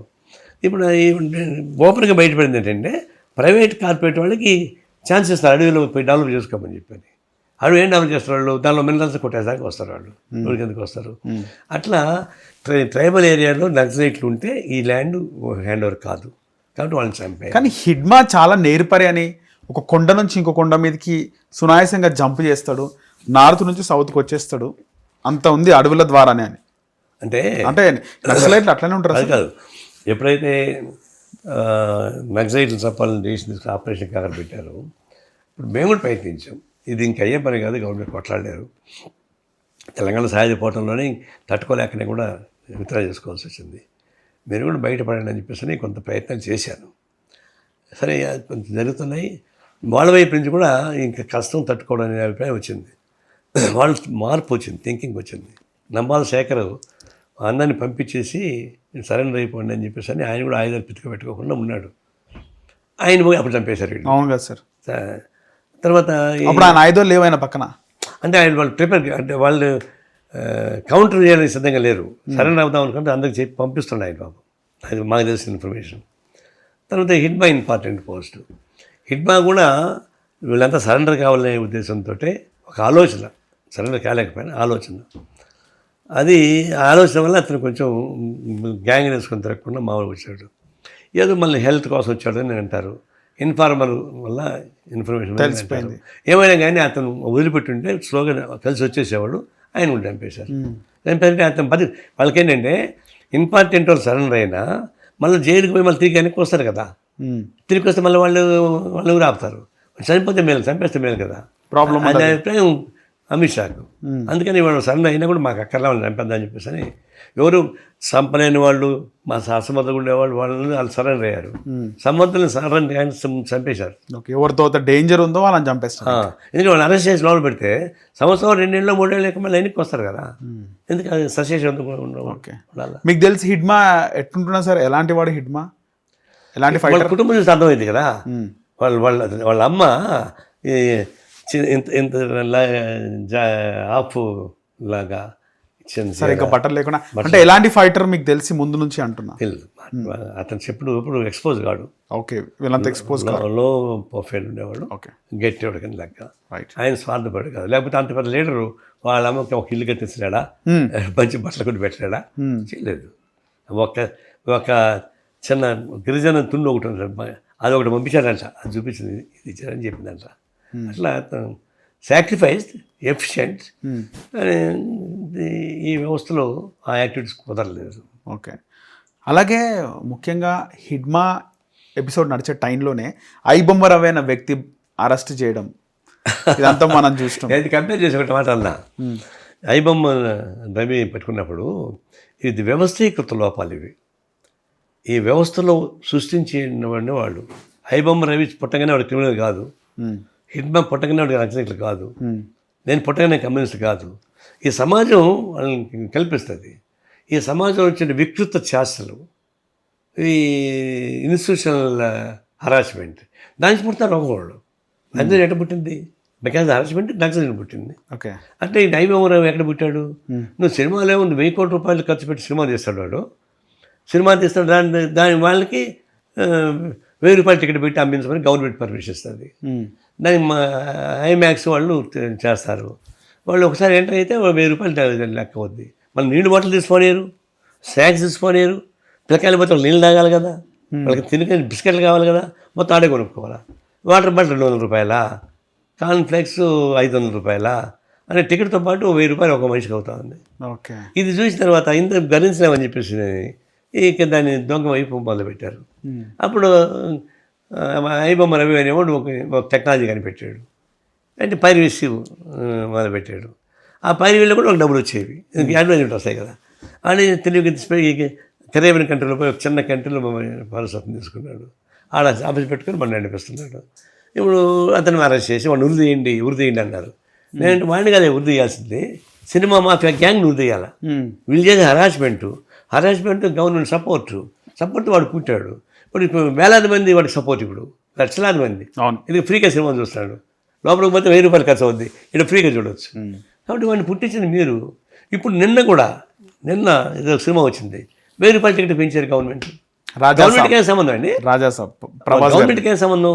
వాడు పెంచుకున్నాడు, వ్యాపారం చేసుకున్నాడు, వాళ్ళ తంట వాడు పడుకుంటాడు. దాన్ని నువ్వు టికెట్ మీద ప్రజల మీద ఎందుకు భారం వేస్తావు? ప్రజలు ఏం తప్పు చేశారు? వాళ్ళు ఎవరు పెట్టి చేయమన్నా 1000 రూపాయలు 1000 కోట్లు పెట్టి హీరోకి 200 కోట్లు ఇవ్వమని ఎవరు చెప్పారు? కాబట్టి ఇదంతా గవర్నమెంట్ చేసే తప్పుడు వల్ల వచ్చేటువంటి. ఇప్పుడు చూడు, రేపు కొత్తగా రాబోతున్నాయి కదా, ఇప్పుడు వాడిని అరెస్ట్ చేసి లోపల పెట్టారు. చేస్తే బాలకృష్ణ సినిమా వచ్చింది చూడండి, అఖండ అది కూడా ఆటోమేటిక్ ఆ రోజు వచ్చింది పైరసీలో. అంటే ఇంక రేపు రాబోయే సినిమాలు వస్తున్నాయి. వాడు జైల్లో ఉన్నాడు కదా, మరి వాడు జైల్లో ఉండి ఆగిపోవాలి కదా, ఎందుకు వస్తున్నాయి? ఒక పోలీస్ అధికారి చెప్పాడు, మేము ఐబొమ్మరావుని అరెస్ట్ చేసినా ఇంకో 100 మంది పుడతారండి, వ్యవస్థ అట్ట అయిపోయింది అన్నాడు. చేయలేరు. కాబట్టి నీ వ్యవస్థలో ఉన్న లోపాలని సరి చేసుకోకుండా పై ఇగురు కట్ చేస్తే ఇట్లాంటివి వస్తాయి. ఇప్పుడు చూడండి, నేను ఛాలెంజ్ ఆధారాలు ఏమున్నాయని ఐబొమ్మరావు కూడా ఫైర్ అవుతుంది కదా, నేనే చేస్తున్నా ఆధారాలు ఎక్కడ ఉన్నాయని కాదు, అతని కేసే ప్రూవ్ కాదు. వాడిని బెయిల్ ఇవ్వకుండా అరెస్ట్ లోపల పడిస్తారు తప్పితే లీగల్గా అరెస్ట్ చేయడానికి వీలు లేదు. ఓకే, కానీ ఇల్లీగల్ లోపల పడేస్తున్నారు. రైట్. ఇప్పుడు రేపు రాబోతాయి మళ్ళీ సంక్రాంతి సినిమాలు, మళ్ళీ పైన వస్తాయి చూడండి, జైల్లో వస్తాయి అంటారు. దాన్ని బట్టి ఏంటి, ఐబొమ్మలు కాదు మీరు ఫినిష్ చేయాల్సింది. ఈ వ్యవస్థలో ఉన్న లోపాలు ఎక్కడ దాన్ని కట్ చేస్తే 1000 కోట్లు పెట్టి సినిమాలు ఎవరు తీయమంటారు అంటున్నారు, అంతేనా? అంతే, తీశారు, నువ్వు అనుభవించుకో, నష్టం లాభం. ఇప్పుడు వ్యాపారం చేస్తామండి, వ్యాపారం నష్టం వస్తే గవర్నమెంట్ సబ్సిడీ ఇస్తా ఉందా? ఇది కదా. అట్లే నువ్వు వాళ్ళు వ్యాపారం చేసుకుంటున్నాడు, చేసుకొని తర్వాత సినిమా థియేటర్ మీద కంట్రోల్ లేకుండా పోతే ఎట్లా? ఆర్డినరీ సినిమా జనం చూడడానికి వీలు లేకుండా అంత గ్యాప్ పెడితే కంట్రోల్ చేయవా? ల్యాండ్ ఇచ్చేది గవర్నమెంటే, ఐమాక్స్ గవర్నమెంట్ ఎవరు ఇచ్చారు ల్యాండ్? గవర్నమెంట్ ల్యాండే, లీజు తీసుకున్నాడు. మరి అంత పెంచుకుంటే కొంచెం ఊరుకుంటావా? కంట్రోల్ చేయవా? అంటే వాళ్ళు గవర్నమెంట్ లోపాయకర్తనం, వాళ్ళ లాభాపేక్ష రెండు కలిసి ఐబొమ్మను సృష్టిస్తుంది. రీసెంట్గా శివాజీ కామెంట్స్ని ఏ విధంగా చూస్తారు సార్ హీరోయిన్ల డ్రెస్ల విషయంలో? శివాజీ కాన్సెప్ట్ కరెక్టే, కానీ అతను వాడిన భాష మీద నాకు అది తేడా ఉంది. వెనక్కి తీసుకున్నాడు ఆ మాటలు కూడా, వెనక్కి తీసుకున్నా కూడా ఈ దౌర్భాగ్యులు వెంట పడుతూనే ఉన్నారు. అంత అవసరం లేదు. నిజమే, అతను కామెంట్స్లో స్పిరిట్ని అర్థం చేసుకోవచ్చు, కానీ అతను వాడిన పదజాలాలు బాగలేవు. అందువల్ల నేను కూడా చెప్పాను, పదజాలాలు బాగలేవు, అంతగా పోనక్కర్లా. మన ఈ సమాజంలో ఉన్నాం మనం. ఇది ఇస్ నాట్ అమెరికా, ఇది is not Europe countries. Europe కంట్రీస్లో వాళ్ళు రకరకాల పద్ధతి వాళ్ళు ఉంటారు. అట్లా నుండి తిరగలేము. బయట సినిమాలు యాక్ట్ చేసుకోవచ్చేమో, కానీ బయట తిరగడం సాధ్యం కాదు. ఓకే, అందరితో పాటు బస్సులు రైళ్ళు ఎక్కాలి ఇప్పుడంతా. దాని ప్రకారం పోండి. మనకు ఉన్నటువంటి సాంప్రదాయాలను దృష్టిలో పెట్టుకొని, ఆర్థరాయిక సాంప్రదాయాలు నేను చెప్పడం లేదు, మోడల్లో కూడా కొత్త కొత్త డిజైన్లు వచ్చాయి, కొత్త కొత్త మోడల్స్ వచ్చాయి, వేసుకుని తప్పేం లేదు. మేము కూడా జీన్ ప్యాంట్లు వేస్తుంటాము, మేము కూడా టీ షర్ట్లు వేస్తుంటాము. అట్లా లేడీస్ కూడా అనేక రకాల వస్తున్నాయి, స్లీవ్లెస్ వస్తుంటాయి, వేసుకోవచ్చు. అంతకన్నా మించి దిగజారొద్దంట కాదు. కంగనా రనౌత్ సినిమాలలో అర్ధనగ్న ప్రదర్శన చేస్తుంది, అట్లాగా చేస్తే ఆ సినిమా సరిపోద్ది, కానీ బయట సరిపోదు కదా. అదే ఆయన చెప్పాడు, కొంచెం మిస్ఫైర్ అయింది, సర్దుకున్నాడు. ఇంకా దాని గురించి చర్చ అవసరం లేదు వాస్తవం. ఓకే, కానీ అనసూయ లాంటి వాళ్ళు ఇంకా కామెంట్స్ చేయడం, మాట్లాడడం ఇవన్నీ జరుగుతున్నాయి. అనసూయ, జబర్దస్త్ అనసూయ ఏం మాట్లాడతాం వాళ్ళ గురించి? జబర్దస్త్, అది ఆ జబర్దస్త్ గురించి ఏం మాట్లాడబడ్డావు? అనసూయ వెనకాల ఎవరున్నారు అనుకుంటారా సార్? నాగబాబు కూడా సపోర్ట్ చేస్తున్నారు అనసూయని. వెనక ఎవరున్నారో ముందు నాకు తెలియదు. ఐఎమ్ నీస్ట్ బాదర్, అసలు ఆ కామెంటే నేను వినలేదు వాస్తవానికి. I don't want to involve. Bigg Boss గురించి బాగా ఫైట్ చేస్తుంటారు మీరు. బిగ్ బాస్ ఆ ఏం షో, చెత్త షో, ఎప్పటికీ ఏ బిగ్ బాస్ సీజన్ అయినా మీరు బయటకు వచ్చి మాట్లాడుతుంటారు. దాని కాన్సెప్ట్ ఏంటి చెప్పండి. నేను చూశాను బిగ్ బాస్ కూడా. ఫస్ట్ ఇనాగరల్ సెక్షన్ అప్పుడు చూసా నేను. ఆ రోజు కోవిడ్ ఏడే ఉండి చూస్తున్నా, అసలు కాలు దెబ్బలు వెళ్ళినాము, ఒకసారి రెస్ట్ తీసుకుంటున్నా. నాగార్జున ఒక 3 హీరోయిన్ల మొబైల్ పెట్టాడు. ఓకే, పెట్టి ఒక హీరోయిన్ పిలిచాడు. ఇదే సోఫాలో కూర్చొని చూస్తున్నారు? చూశాను, ఇక్కడ కూర్చొని చూస్తున్నా. ఓకే, 3 ఫోటోలు, హీరోయిన్ ఫోటో, 3 హీరోయిన్ల ఫోటోలు పెట్టినాడు, వివిధ హీరోయిన్స్. ఓకే, ఆ పేర్లు వద్దులే. ఒక హీరోయిన్ పిలిచారు. వచ్చి దీనిలో ఉండే వాళ్ళలో ఏ అమ్మాయితో ముద్దు పెట్టుకుంటావు, ఏ అమ్మాయితో డేటింగ్ చేస్తావు, ఏ అమ్మాయితో పెళ్లి చేసుకుంటావు అని అడిగాడు. ఓకే, అతను ఈ అమ్మాయితో ముద్దు పెట్టుకుంటా, ఆ అమ్మాయితో డేటింగ్ చేస్తా, ఈ అమ్మాయిని పెళ్లి చేసుకుంటా. నాకు కడుపు మండిపోయింది. ఏంటి culture? Nagarjuna popular person, Bigg Boss పెద్ద వ్యవస్థ అది. దానిలో ఇంత హీనాతిహీనమైన సంస్కృతి, ఒక అబ్బాయి ముగ్గురిని ఎంగేజ్ చేయని సంస్కృతి సిగ్నల్ పోతే ఈ సమాజం పనికి వస్తుందా? నేను వెంటనే వ్యతిరేకించాను. ఇది బూతుల పురాణం, ఇది దీని జోలికి పోకూడదని. ఆ తర్వాత ప్రూవ్ అయింది. లోపల వాళ్ళు ఏమేమి పనులు చేస్తారు. ఒక మాటనండి, ఇప్పుడు మంచి యువకులు, అక్కా చెల్లెలు కాదు, అన్నా తమ్ముళ్ళు కాదు, భార్యాభర్తలు కాదు, వాళ్ళందరినీ తీసుకొచ్చి ఒక 50-100 మంది ఒక రూమ్లో పడేసి, ఒక గదిలో ఒక హాల్లో పడేసి 100 రోజులు బట్టి మీ ఇష్టం చేసుకోండి, తినండి తాగండి వదిలిపెట్టిన తర్వాత వాళ్ళు ఊరుకుంటారా? రెండేకాల నష్టం. ఒకటి, అంత ఏజ్లో ఉన్నవాళ్ళు బయట ఉంటే సమాజానికి ఉపయోగపడతారు. నేషనల్ ఇన్కమ్ ఇది, ఏదో ఒక పని చేస్తావు కదా. మొత్తం 100 రోజులు దాన్ని పడేసి పెడితే నేషనల్ ఇన్కమ్ పోయింది. రెండోది, వాళ్ళకి ఆడున్న యువకులు ఊరుకుంటారా? బయలాజికల్ ప్రాబ్లమ్స్ ఉండవా? వాళ్ళకున్న అంతకాలం ఉంటే చేయడం అలవాటు. బయటికి ఏం వస్తుంది? అది ఈ లోపల ఏం చేస్తారు వీళ్ళు? వ్యభిచారం చేస్తారా? అభిప్రాయం వస్తుంది. ఏమి లేదు అని అంటారు. నేను 24 hours లైవ్ పెట్టమన్నా, కానీ సెలెక్టెడ్గా లైవ్ పెట్టారు వాళ్ళు. అవును, దానిలో అనేక వచ్చాయి కదా, విడాకులు తీసుకొని గర్భం అయిందేంటి, ఇంకోటి మూడి పడంతా కూడా చాలా వచ్చాయి కదా. అంటేటప్పుడు అది హీన సంస్కృతి. ఓకే, హీన సంస్కృతిని పెంచి పోషించడం కరెక్ట్ కాదు. అందులో అట్లాంటి హీన సంస్కృతికి బిగ్ బాస్ ఈయన నాగార్జున లాంటి మంచి కుటుంబం, అది అక్కడ నాగేశ్వర కుటుంబం, ఈయన మంచి పాపడు, ఆయన కూడా అన్నమయ్య దానిలో హీరోగా చేశాడు. అట్లాంటి వాడు ఇట్లాంటి పనులు ఎందుకు చేయాలా? డబ్బులకి అంత కక్కుర్తి పడాలనా? మీకు డబ్బులు లేవా? 7 తరాల ఆస్తి ఉంది కాబట్టి డబ్బులకి ఎందుకు కక్కుర్తి పడాలా? మంచిని మీ కుటుంబం సమాధానం చేయండి అని ఇట్లాంటి హీనకలు చేయవాకండి. ఇది జస్ట్ లైక్ బ్రోతల కంపెనీ. కానీ ఎప్పటికీ బిగ్ బాస్ నడుస్తూనే ఉంది కదా సార్. Big boss నడవచ్చండి. ఇప్పుడు దసరా బుల్లోడు సినిమాకు మరో ప్రపంచ సినిమాకు తేడా ఉందా? మరో ప్రపంచం 18 రోజులు పోయింది సినిమా. దసరా బుల్లోడు 200 రోజులు పోయింది. మరి దసరా బుల్లోడులో కంటెంట్ ఉందా? మరో ప్రపంచ కంటెంట్ ఉందా? అది మన దేశం. మనం చేద్దాం. మా ప్రజలను బలహీనత ఉపయోగించుకొని చెడు సాంప్రదాయాన్ని సృష్టిస్తే చెడు సాంప్రదాయాల నుంచి బయటపడడానికి ప్రయత్నించండి తప్ప చెడు సాంప్రదాయాలతో డబ్బులు సంపాదించడం మొదలు పెడితే అంతకంటే హీనత్వం ఇంకొకటి ఉంది. రైట్. ప్రజెంట్ తెలుగు రాష్ట్ర రాజకీయాలు ఎలా ఉన్నాయి, అసెంబ్లీలో ఎమ్మెల్యేల తీరు ఎలా ఉందంటే ఏం చెప్తారు? ఇది ఆశ్చర్యంగా ఉంది. ఇప్పుడు ఎన్నిక ప్రజల చేత ఓటేసి ఎన్నిక అవుతున్నారు. అసలు గవర్నమెంట్ రావచ్చు, రాకపోవచ్చు. ఎన్నికైన తర్వాత చట్టసభలకు పోవాలా, చట్టసభలకు పోకుండా ఎగ్గొడుతున్నారు. జీతాలు తీసుకుంటారు, అన్ని పనులు చేస్తారు, చట్టసభలు మేము పోవని అని కూర్చుంటున్నారు. నేను 2 రాష్ట్రాలు చెప్తున్నా, అది కరెక్ట్ కాదు. ఎన్నికైన తర్వాత నువ్వు అసెంబ్లీకి పోవాల్సిందే, పార్లమెంట్కి పోవాల్సిందే, చర్చల్లో పాల్గొవాల్సిందే. అంతేగాని నువ్వు బైకాట్ చేస్తాను అంటే నువ్వు రిజైన్ చేయి. నువ్వేమో జీతం తీసుకుంటావు, హోదా అనుభవిస్తావు, నేను మాత్రం శ్రీమంత్ దాని లోపల అంటే నేను ఒట్టు కడతాను, నేను కాంప్రమైజ్ చేయను అంటే అంటే కుదురుతుంది. అది కరెక్ట్ కాదు. ఆ విషయంలో ఇక్కడ టీఆర్ఎస్ అదే పని తప్పు చేస్తూ ఉంది. అది కూడా కరెక్ట్ కాదు నా ఉద్దేశం. కేసీఆర్ అసెంబ్లీకి వస్తున్నాడు కదా సార్, మొన్న ఎప్పుడు వచ్చిండు. అది కూడా ఇప్పుడు ఆయన సీనియర్ మోస్ట్ పాలిటీషియన్, ఆయన చాలా ఎక్స్పీరియన్స్ ఉన్నాడు, చాలా తెలిసినట్టున్నాడు, చాలా సూడ్ పర్సన్. పాలిటిక్స్లో చాలా సూడ్ పర్సన్ అని ఉంటే కేసీఆర్. అట్లాంటి వాడు ఓడిపోతే సన్యాసం పుచ్చుకోవడం పోయి ఫామ్ హౌస్ పడుకోవడం ఏంటి? అసెంబ్లీ జరుగుతుంటే అసెంబ్లీకి రాకపోవడం ఏంటి? నేను మరి రిజైన్ చేయాలి కదా. మరి నేను ఆయన రిజైన్ చేయొచ్చు కదా, ఎందుకు చేయడం లేదు? ఆయన చేయకపోతే అందరినీ బైకట్ చేయించి ఆయన వాళ్ళు కూడా రిజైన్ చేయరు. ఇది ఒక విధంగా టీఆర్ఎస్ కేసీఆర్ దివాళా కోర రాజకీయాలు. ఉద్యమంలో మీరు దగ్గరగా పనిచేసినారు కేసీఆర్కి. అంటే ఎలాంటి వాడు సార్ కేసీఆర్? అంటే ఒక మాట, కమ్యూనిస్ట్ పార్టీ సిపిఐ జాతీయ పార్టీగా ఉంటూ ఇట్లా తెలంగాణ పరిస్థితుల్ని అన్వయం చేసుకొని సపరేట్ తెలంగాణకు పిలిపించాం. అది మాకు కూడా పెద్ద ప్రాబ్లమ్స్ వచ్చినాయి. అప్పుడు నేను రాష్ట్ర పార్టీ కార్యదర్శిని, నేనేమో తిరుగుతూ వాడిని. అవును, మరి తెలంగాణ కావాలి కొట్లాడుతున్నా. సీమాంధ్ర అది కూడా ఎట్లా కొట్లాడుతున్నాను? కేసీఆర్, నేను, కొందరు మేము ముగ్గురు లీడర్లవి ఆ స్థాయిలో కొట్లాడుతున్నాం గట్టిగా. నా దిష్టిబొమ్మ తగలబెట్టారు తిరుపతిలో, కర్నూలులో. నువ్వు ఆంధ్ర ద్రోహి నువ్వు అని చెప్పని నేనే పోయాడికి.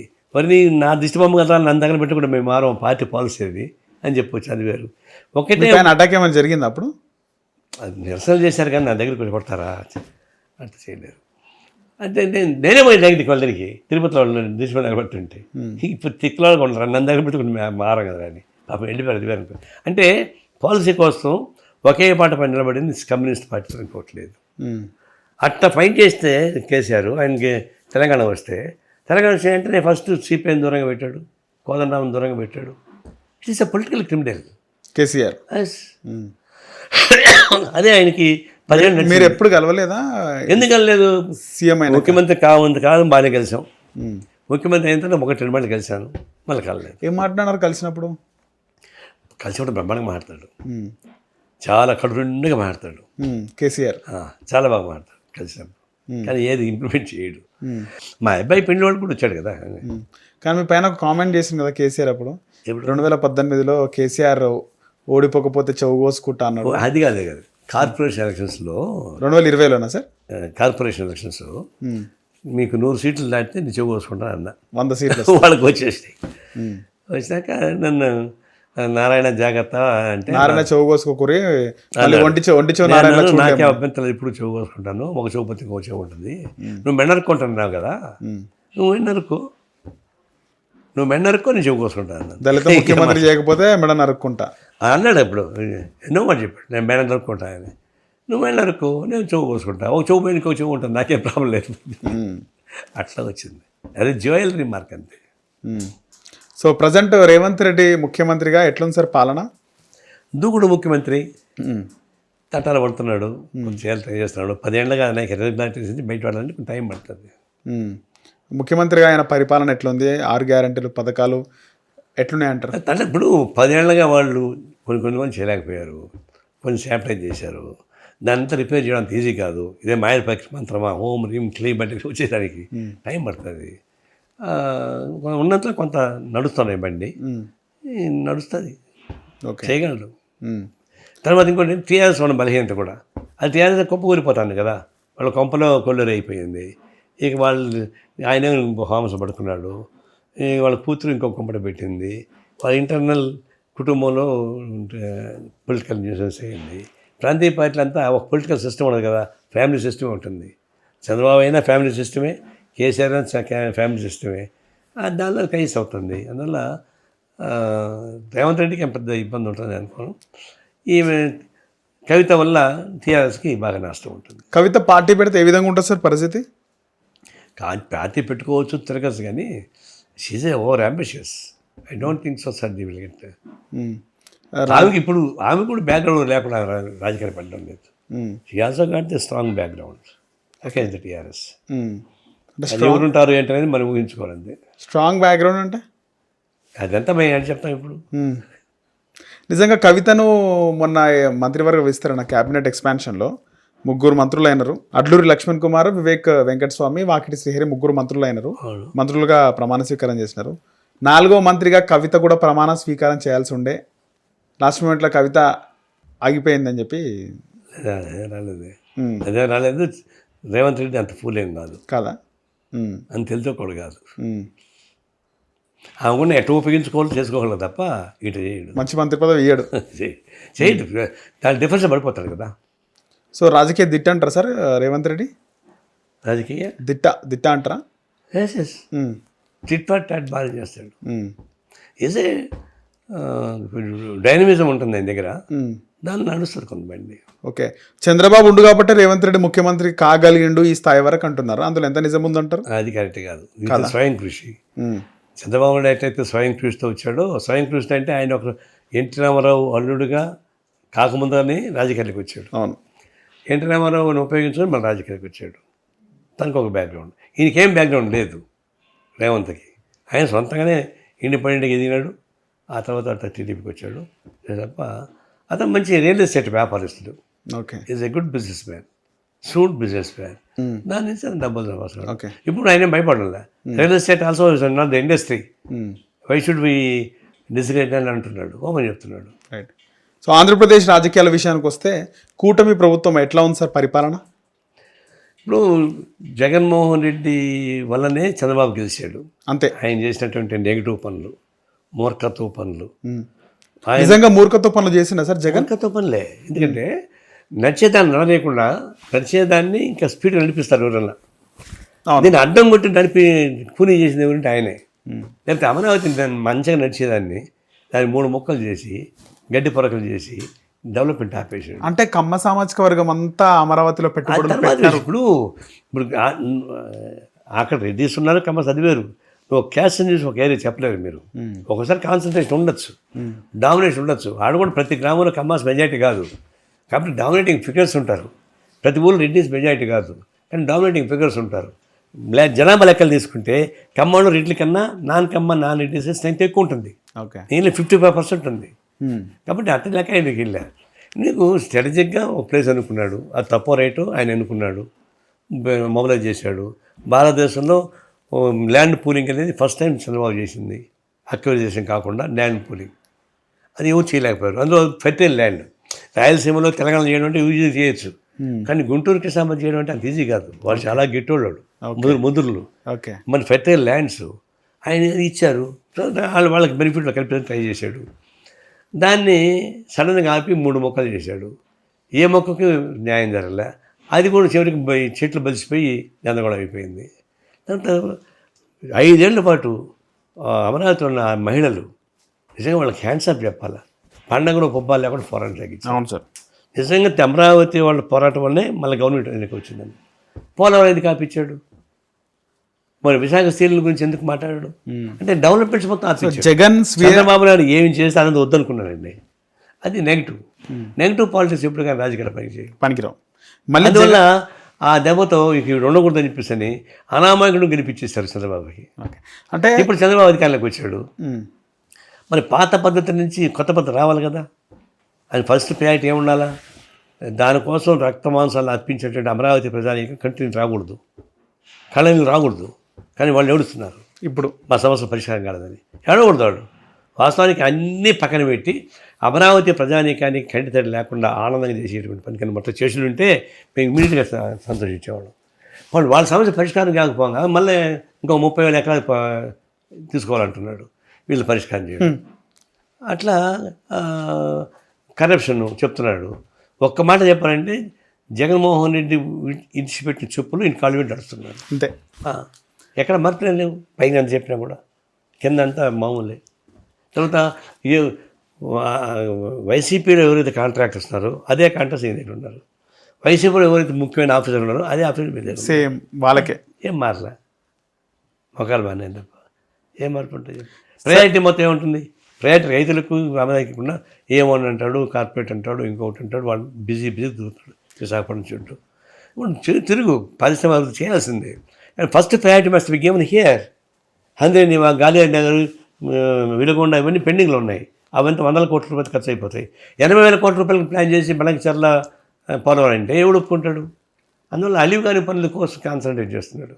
అలివయ్యే పనులకు ప్రయారిటీ తగ్గుతాం. చివరిగా పవన్ కళ్యాణ్ గురించి ఏం చెప్తారు సార్? పవన్ కళ్యాణ్ గతంలో చెగువర లెఫ్టిస్ట్గా ఉన్నారు. జనసేన పార్టీ కలర్ కూడా కమ్యూనిస్ట్ కలరే. ఇప్పుడు సనాతన ధర్మం అంటున్నాడు. ఏమంటారు? ఊసరవెల్లి పవన్ కళ్యాణ్ అంతే. ఊసరవెల్లి ఊసరవెల్లి మీరు గతంలో చాలా చేస్తా కావాలంటే గతంలో చాలా అభిమానించారు, లైక్ చేసినారు పవన్ అదే చెప్తున్నా. ఆయన ఫస్ట్ చేకవరి డ్రెస్తోనే కాకుండా లెఫ్ట్ ఐడియాస్ ఉండేవి, లైబ్రరీకి లెఫ్ట్ బుక్స్ ఉండేవి. నాకు కూడా తెలుసు, నేను కూడా చూసాను బాగా. ప్రోగ్రెసివ్ ఐడియాలజీలో చిరంజీవి కన్నా ఆయన బెటరు. ప్రోగ్రెసివ్ ఐడియాలజీలో ఓకే. స్టేబిలిటీ తర్వాత సినిమాలో చెప్తా. ఆయన అంటే ఆయన రాజకీయానికి వచ్చాడు, లెఫ్ట్ కూడా కలిసి పనిచేసి ట్రై చేశాడు, కుదరలేదు. మన ఇండిపెండెంట్ చేశాడు, మన టీడీపీ కలిశాడు, ఆయన ఉప ముఖ్యమంత్రి అయ్యాడు. అది రాజకీయాలు వాళ్ళ ఇష్టం. రాజకీయ ఒకరు మారిపోతున్నారు కదా, రాజకీయ పార్టీ మారిపోతున్నప్పుడు ఆయన మారి తప్పే ఉంది. కానీ ఉప ముఖ్యమంత్రి అయిన తర్వాత సనాతన ధర్మాన్ని పుణికిపుచ్చుకున్నాడు. సనాతన ధర్మం ద్వారా ఆయన వేష మార్చేశాడు. గుడ్డుకు పోతున్నాడు, కొబ్బరి కడుతున్నాడు. సనాతన ధర్మమే గొప్ప అని చెప్పేసి తమిళనాడు పోతే అన్ని ప్రచారం చేస్తున్నాడు. సనాతన ధర్మం చాలా డేంజరస్ ఫిలాసఫీ. సనాతన ధర్మం ఇప్పుడు సనాతన ధర్మంలో విడాకులు లేవు తెలుసా? విడాకులు లేవా? ఎందుకంటే ఒకసారి పెళ్లి చేసుకుంటే సచినట్టుగా భార్య ఉండాల్సిందే. ఓకే. వాడికి మొగుడు ఎంత దుర్మార్గుడైనా కూడా ఉండాల్సిందే, లేకపోతే అది సనాతన ధర్మం, నరకానికి పోద్ది. భర్త చనిపోతే భర్త చితి మంటల మీద భార్యను తగలబెట్టాలి, అది సనాతన ధర్మం. అంత ఇంకా చాలా ఉన్నాయి. అంటే కందుకూరి వీరేశలింగం లాంటి వాళ్ళు ఈ అంటే ఇదే కదా సార్, సతీ సహగమనం అని అప్పుడు నిర్మూలన చేశారు కదా. అవును, నిర్మూలించిన సనాతన ధర్మ ఫిలాసఫీ అది అంటే ఫిలాసఫీ అది. ఓకే. ఆ ఫిలాసఫీ మారలే. అట్లాంటి దాన్ని నువ్వు ఉప ముఖ్యమంత్రిగా ఉండి ఎట్లా ప్రచారం చేస్తావు? నువ్వు చేస్తే చేసుకో, రాజీనామా చేయి, రాజకీయ పదవికి చేసుకో. ఒకవేళ నువ్వు కాన్స్టిట్యూషన్ని మేము కాపాడుతామని ప్రమాణ స్వీకారం చేసి తర్వాత కాన్స్టిట్యూషన్కి వ్యతిరేకంగా సనాతన ధర్మాన్ని సపోర్ట్ చేస్తే ఎట్లా కుదురుతుంది? రెండు కుదరదు. ఎందుకు ఆ విధంగా మారిండి అంటారు? అదే కదా ఊసరవెల్లి అని చెప్పి. అదే ఊసరవెల్లి అని చెప్తున్నారు, ఎందుకు చాలు కదా ఇంకెందుకు. మారాల్సిన అవసరం ఎందుకు వచ్చింది? తెలంగాణ సపరేట్ అయినందుకు ఆయన మారాల్సి వచ్చిందా? ఎన్ని కాకమ్మ కథలు చెప్పనేయండి, నేను దాంట్లో ఎక్కువ చెప్పగలను.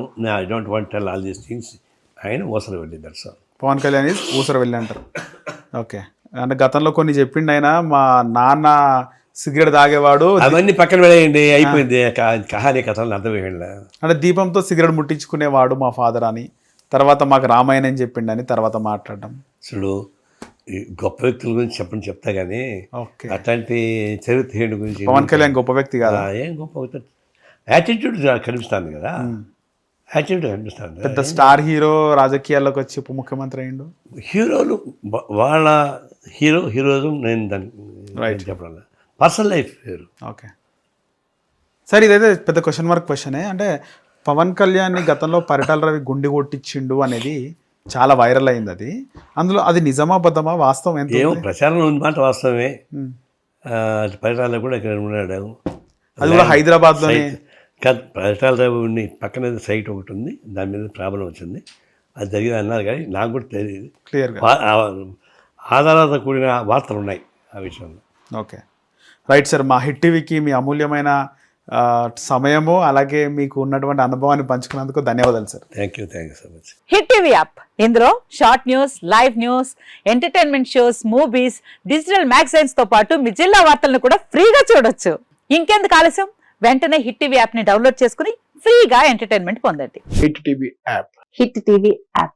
Please download Hit TV app. Hit TV యాప్ని ఫ్రీగా డౌన్లోడ్ చేసుకొని ఎంజాయ్ చేయండి. మీకు నచ్చిన ఎంటర్టైన్మెంట్ కోసం హిట్ టీవీ యాప్ ని ఫ్రీగా డౌన్లోడ్ చేసుకుని ఎంజాయ్ చేయండి. హిట్ టీవీ యాప్ని డౌన్లోడ్ చేసుకుని ఆస్వాదించండి, ఆశీర్వదించండి. ఇంతమంది సెలబ్రిటీలు హిట్ టీవీ యాప్ ని డౌన్లోడ్ చేసుకోండి అని చెప్తున్నారంటే ఎంత మంచి యాప్ ఆలోచించండి. అమెరికా అమెరికా అమెరికా అమెరికాలో చదవాలనుకునే వాళ్ళకి విశ్వసనీయమైన పేరు మన శౌర్య కన్సల్టెన్సీ. UK లో 1 year masters, UK లో 1 year masters, 2 years work permit up to 5 years visa. Contact Saurya Consultancy. Contact 89851 89851.